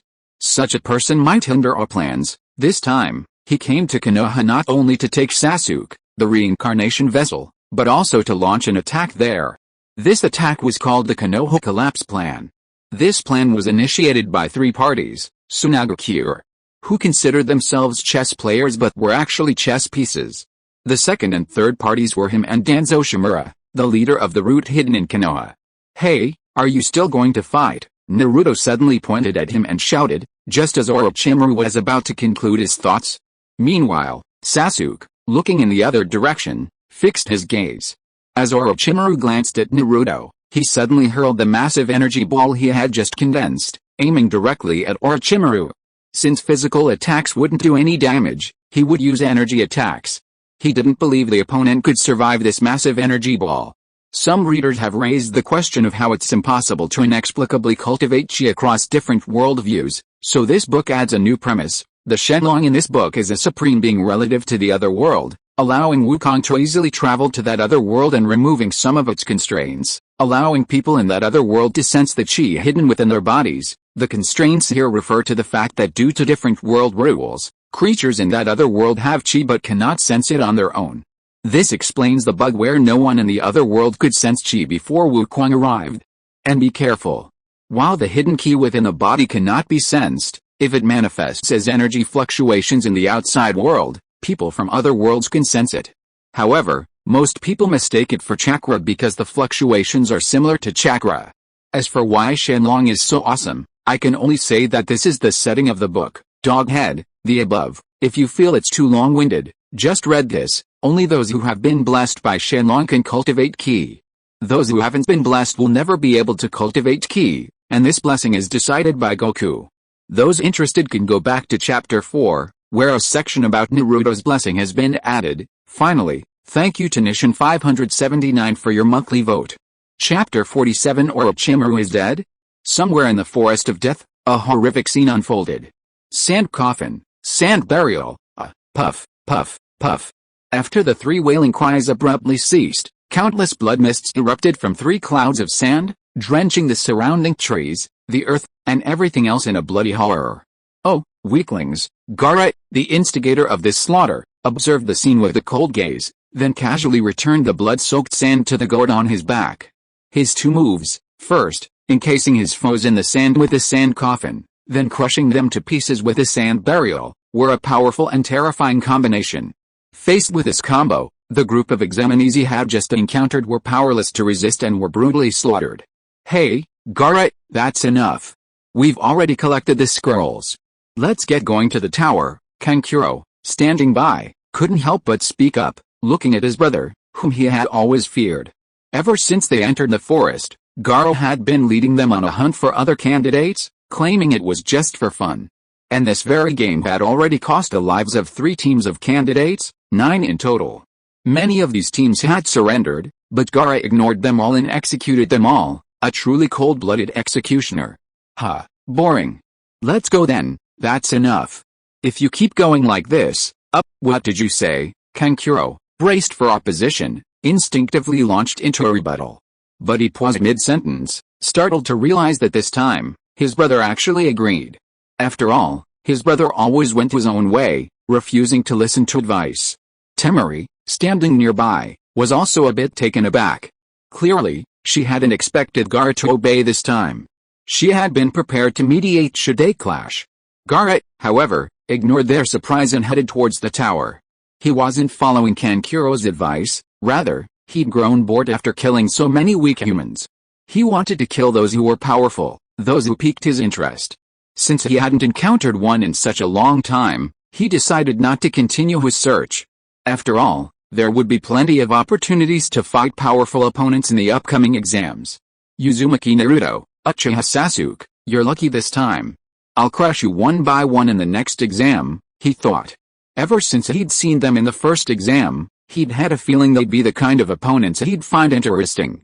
His search had been partly for them, but it was a shame he hadn't encountered them. Elsewhere in the Forest of Death, Naruto and Sasuke, the two people Gaara cared about, stared intently at the massive ki bombs heading towards Orochimaru. Earlier, they had exchanged glances while Orochimaru was distracted, agreeing that Naruto would distract Sasuke while he launched a surprise attack. So now, their hearts were racing, hoping this surprise attack would be successful. Whoosh! A watermelon-sized kaiba shot out like a cannonball, accompanied by a gust of wind, hurtling towards Orochimaru. If it could hide him, it would surely shatter him to pieces. Another little diversion, Orochimaru, distracted by Naruto, glanced over as the kaibash reached him.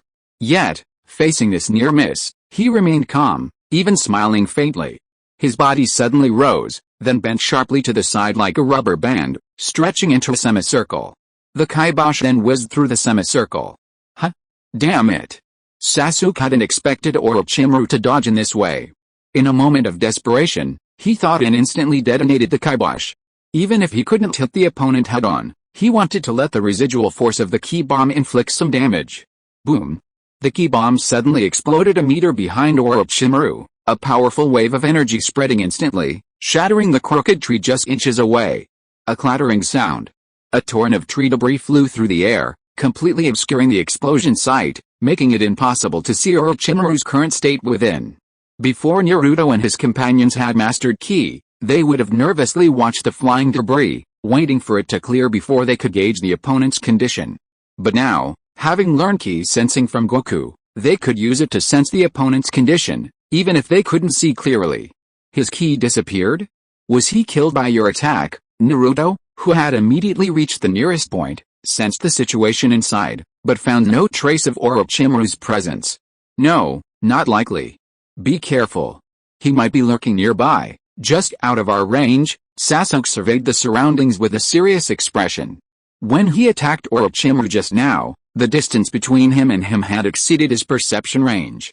Although he closed the distance the next moment and clearly sensed the absence of Orochimaru's aura, he felt a sense of unease, as if Orochimaru was not in danger, but was hiding somewhere, waiting for an opportunity to strike.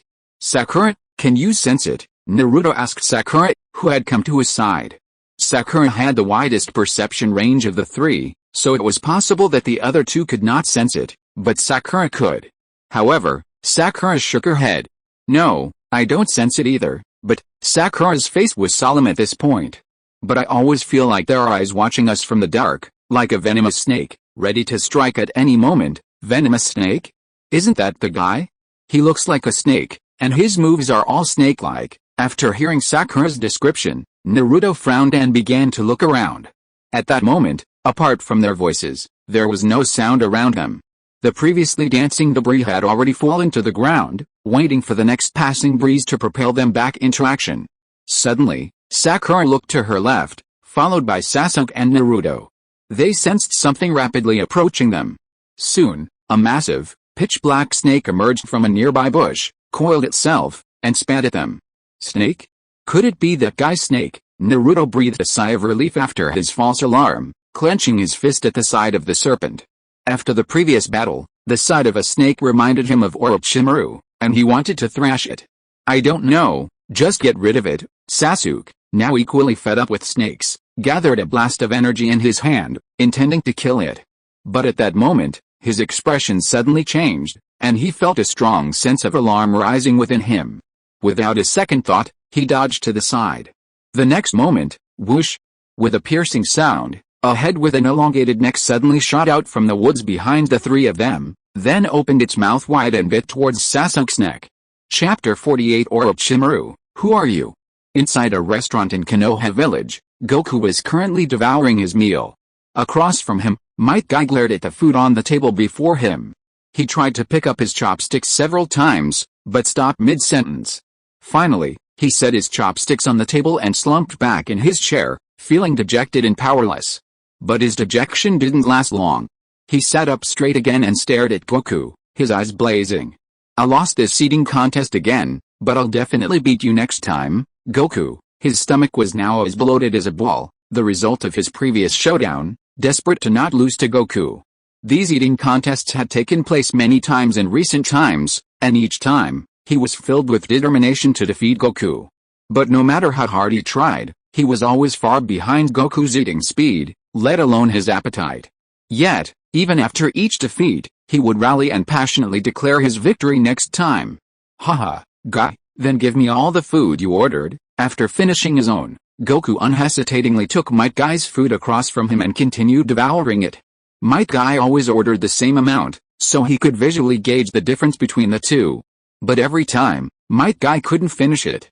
So, he'd always take the leftovers and finish them all.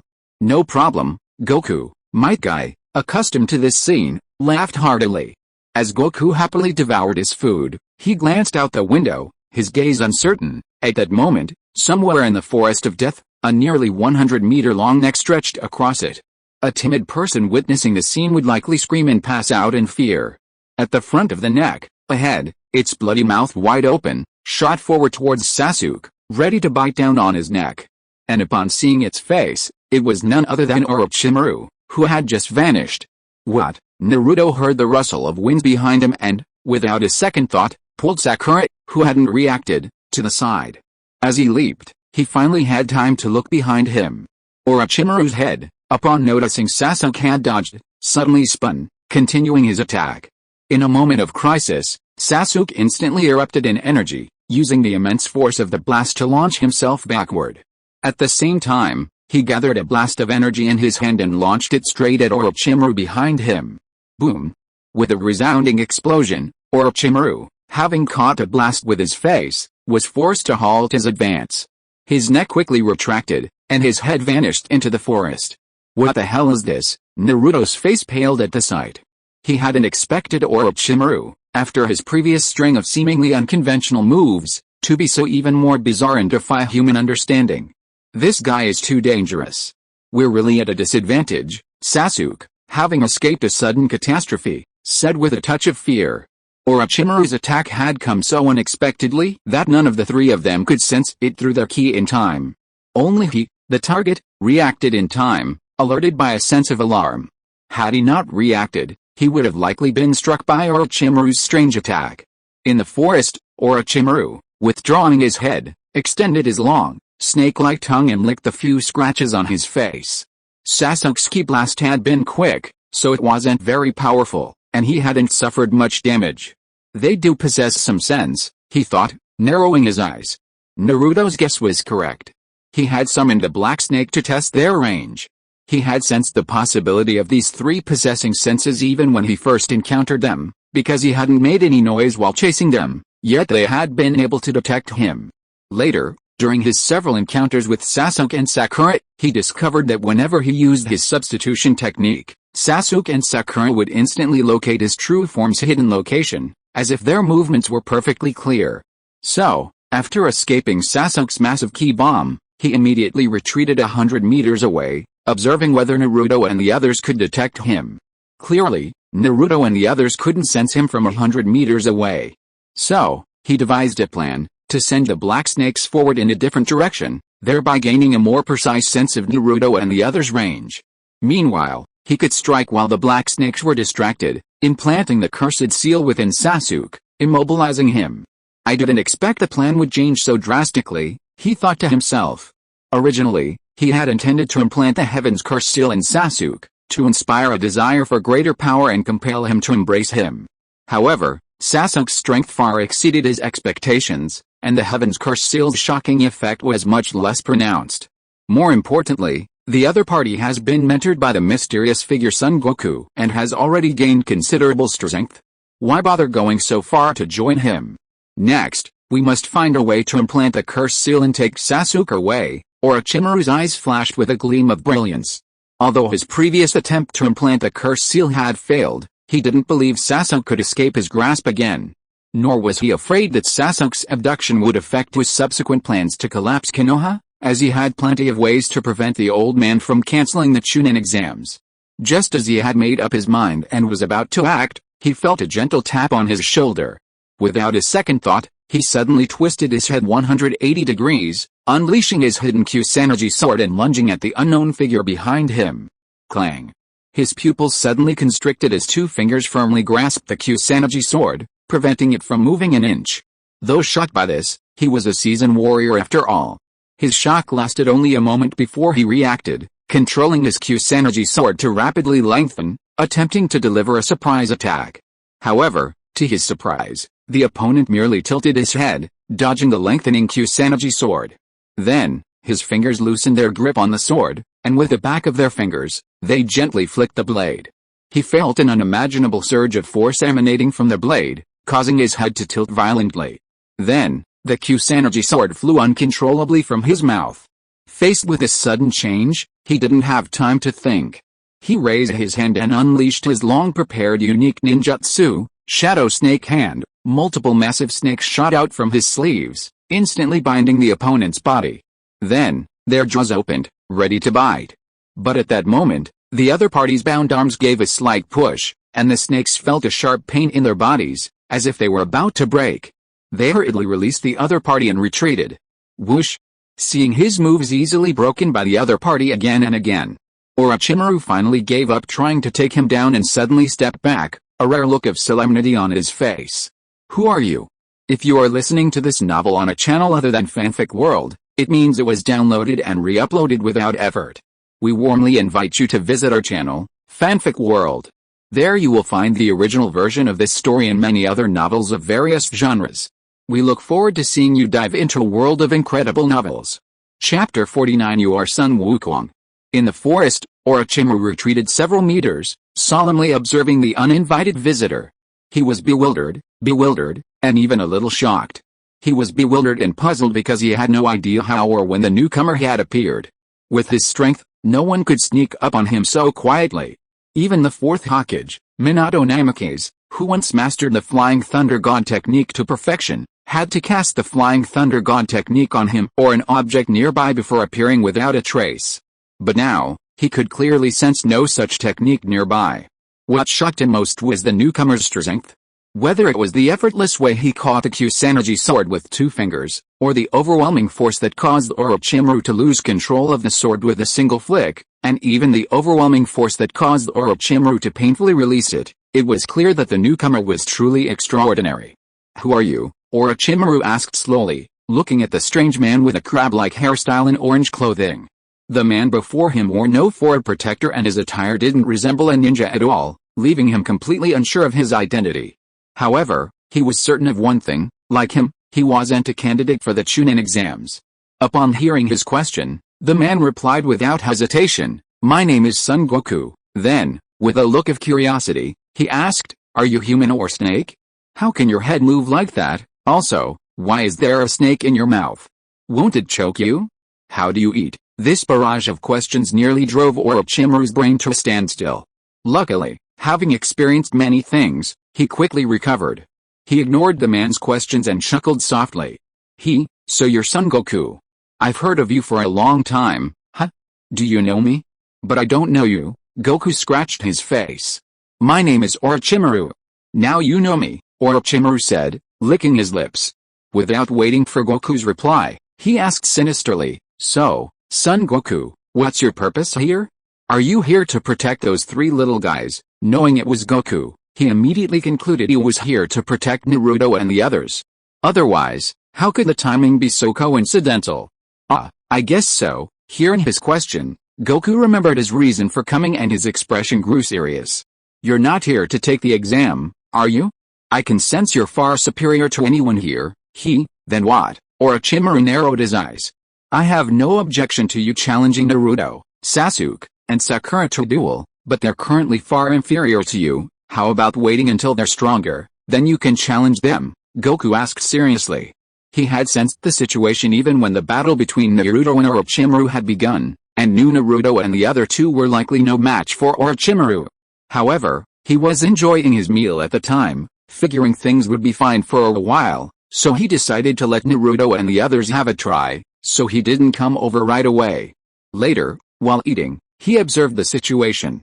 He noticed that Naruto and the other two's energy was steadily declining, while Orochimaru's energy remained relatively unchanged. So, after finishing his meal, he took advantage of the distance between Orochimaru and Naruto and the others to teleport over, intending to quietly persuade Orochimaru to leave. He did this because he didn't want Naruto and the others to become dependent on him, forming a habit of relying on him whenever they faced a strong enemy. Hey, so you're planning to use me as a whetstone? Orochimaru couldn't help but feel a little irritated after hearing Goku's words. He was one of the 3 most renowned ninjas in the ninja world, a formidable force in the ninja world. How could he be used as a whetstone one day? What if I don't agree? He asked sinisterly. Phew. There had been a slight breeze on the field, but as soon as these words were spoken, it vanished, as if frozen by the suddenly stagnant atmosphere. But a moment later, the breeze suddenly returned, and the atmosphere was no longer frozen. Is that so? That's a bit troubling. Ahahaha. Goku stared at Orochimaru for a moment, then suddenly scratched his head and chuckled with a hint of annoyance. What a strange man. Seeing this, Orochimaru's heart broke into a sweat. Then a glint of brilliance flashed in his eyes. Haha, never mind. I have other things to do today. I won't let them off so easily next time. Although Goku acted foolishly, he didn't believe that Naruto and the other 2 would remain indifferent if he continued to attack them. This was evident from the fact that they came over to stop him. But that wasn't the most important thing. The most important thing was that the other party's mysterious and sudden appearance and the impressive strength revealed in a flash filled him with fear. Ever cautious, he wouldn't act rashly against such a powerful being with unknown intelligence. He had already decided, upon leaving the Forest of Death, to immediately seek out Enzo and gather detailed information about Son Goku. Otherwise, he'd be uneasy. So, without waiting for Goku's reply, he quickly withdrew. Are you leaving? Sensing Orochimaru's aura rapidly moving in the opposite direction of Naruto and the others, Goku crossed his arms and smiled. This would save him a lot of trouble. While he longed to engage in a few exchanges with this half-human, half-snake creature, it was after all coming for Naruto and the others, so he decided to leave it to them. Naruto and the others' aura is coming. I need to retreat. Swish. In the blink of an eye, he vanished from the scene. Seconds later, Naruto, Sasuke, and Sakura arrived, perplexed by the surrounding traces. So, was someone fighting Orochimaru just now? Sakura asked uncertainly, looking at a hole in a nearby tree that looked like it had been pierced by some sharp weapon. That's for sure. There are 2 people here, Sasuke confirmed, observing 2 shallow footprints on the ground. After dodging Orochimaru's sudden attack, they had urgently formulated a plan. If he attacked again, they would blind him with a Taiyang fist and then deliver a fatal blow. To this end, Naruto, who was most familiar with the Taiyang fist, concentrated his energy on his forehead, aiming to blind Orochimaru immediately. Then, while they were waiting, they heard movement in the forest, believing it was Orochimaru trying to divert attention. Their vigilance grew, but so did their excitement, believing this time they would definitely show Orochimaru their strength. However, they waited and waited, but Orochimaru never attacked. Their initial sense of unease suddenly dissipated, making them wonder if Orochimaru had already left. After the 3 of them reached a consensus, they rushed towards the source of the noise. Because they felt that if Orochimaru really left, something must have happened, and the place where the news came from was very likely to hold clues. Thanks to Castist and Mengukai and Soinzine for their monthly tickets. Chapter 50, Is Mr. Goku hungry? This footprint. Sasuke approached one and opened his Sharingan to examine it carefully. At first, he didn't notice anything unusual, but after a few seconds, he suddenly realized that this footprint seemed different. After all, the shoes worn by ninjas are generally the same style, so the marks they leave are pretty much the same. But this footprint wasn't that kind of mark, but rather a different one that seemed familiar. Soon, the corners of his mouth curled up. I know who caused Orochimaru to retreat. Hearing this, Naruto and Sakura looked at him curiously. Who? Goku-sensei, he answered with certainty. What? Goku-sensei? Sasuke, how do you know? Naruto exclaimed. Just look at this footprint. Goku-sensei wears shoes very different from the rest of us, so his footprint is very unique. This footprint, only he could have left. Now that you mention it, It does seem a little different, but I still can't tell it was left by Goku-sensei, Naruto said, moving closer to examine the footprint. Haha, don't forget I have the Sharingan. My observation skills are unmatched by yours, Sasuke scoffed, his hands folded. Tisk, having the Sharingan is so great, Naruto rolled his eyes. Alright, stop arguing, Sakura interrupted. If it really was Goku-sensei, why didn't he just leave without even meeting us? There was only one sign of one person leaving. In other words, Goku had told Orochimaru to leave, and then he left too. How did he leave? Naturally, he teleported. The three of them fell into deep thought. Soon, Naruto's eyes lit up, as if he had realized something. I know, Goku-sensei must have been hungry, so he rushed off to eat. Sasuke and Sakura's eyes twitched at his ridiculous answer, instinctively wanting to refute it. But in the next instant, they both realized what was happening, a strained smile on their faces. How, if it's Goku-sensei, then it seems possible. They all knew Goku was a complete foodie, especially when hungry, with a craving for food that ordinary people couldn't match. During their training, they'd seen Goku regularly picking fruit and roasting the animals he'd hunted, practically devouring all the fruit and large game in the area. But there's another possibility. Although he somewhat agreed with Naruto's answer, Sasuke came up with a more plausible explanation. That's Goku-sensei trying to prevent us from becoming dependent on him. If we know he's the one who helped us defeat a powerful enemy, then the next time we encounter one, we might immediately want him to help us. Over time, we'll develop a kind of dependence, and that's it. At this point, Sasuke glanced at Naruto and Sakura. Sakura already knew what he was getting at, so she chimed in. That's why, when faced with a strong enemy, we retreat and ask Goku-sensei for help. At that moment, not far from them, the two teams collided. Hey, what scroll do you have? Inuzuka Kiba, hands in his pockets, grinned defiantly at the three Otonin in front of him. Behind him, Aburame Shino stood expressionless, while Hyuga Hinata was slightly nervous. Konoha Jinan, we don't want to fight you. Get out of our way. A formidable man, his head heavily bandaged, with only one eye visible, glared coldly at Inuzuka Kiba and the others. He was Toss, and along with his two teammates, Sak and Kin, they were all under Orochimaru's command. They had been sent by Orochimaru to take the Chunin exams, with their sole mission: to kill Sasuke. Unbeknownst to them, Orochimaru had given them this mission as bait, to test the strength of Sasuke, who had been implanted with a Heaven's Curse seal. Even though Orochimaru had failed to successfully implant the seal, he hadn't informed them, believing they were merely insignificant pawns, unconcerned about anything that happened. This was undoubtedly a tragedy for small-time figures like them. That won't do. Unless the scroll you carry isn't what we want, we won't budge, Inuzuka Kiba replied forcefully. What are you afraid of? Just fight them. I can finish these bastards off in minutes. Seeing Inuzuka Kiba's arrogance, the belligerent Sak couldn't stand it anymore and wanted to confront him. However, Twas raised a hand to stop him. Don't delay. The mission is important. He then pulled the scroll from his bosom and presented it to Inuzuka Kiba and the others. Oh? It's the Book of Earth. What a coincidence. We're in need of that. Upon seeing the scroll in Twas's hands, Inuzuka Kiba's eyes lit up. The scroll their team carried was the Book of Heaven, and they just needed to collect a copy of the Book of Earth. Looks like this fight is inevitable. Hearing this, Tus's eyes narrowed. Hey, we don't have to fight. Just hand over the scroll to us. Inuzuka Kiba's lips curled. How? With Tus's sneer, the atmosphere in the arena quickly solidified, a murderous aura spreading. Snap! A squirrel in the tree accidentally dropped a hazelnut, making a soft thud. But instead of picking it up, it scurried away. Beast Mimicry Ninjutsu, four-legged jutsu, dropping to all fours, Inuzuka Kiba, mimicking a beast, pounced fiercely at Tus. Undeterred, Tus charged forward. Bang!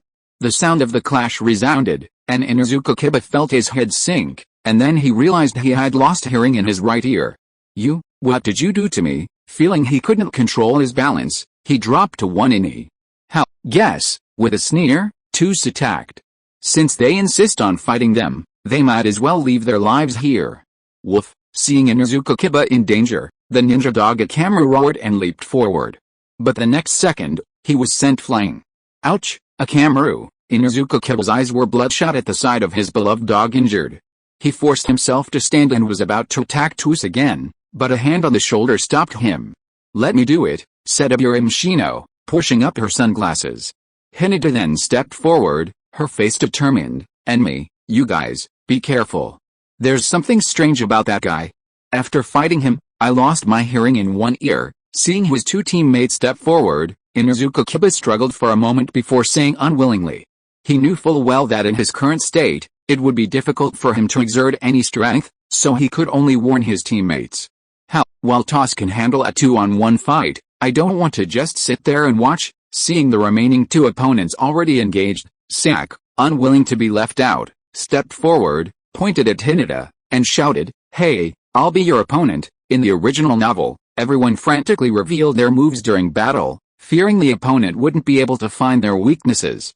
This felt quite deceptive, so the author made some minor adjustments to make them less foolishly reveal their moves during combat. Thanks to book friend 20190705203204249 for the monthly vote. End of this chapter. Thank you so much for reading until the end. Don't forget to give it a like. Looking for more exclusive content and immediate access? Subscribe to our Patreon. Remember, every like, subscription or donation encourages us to continue. Thank you all. See you in the next video.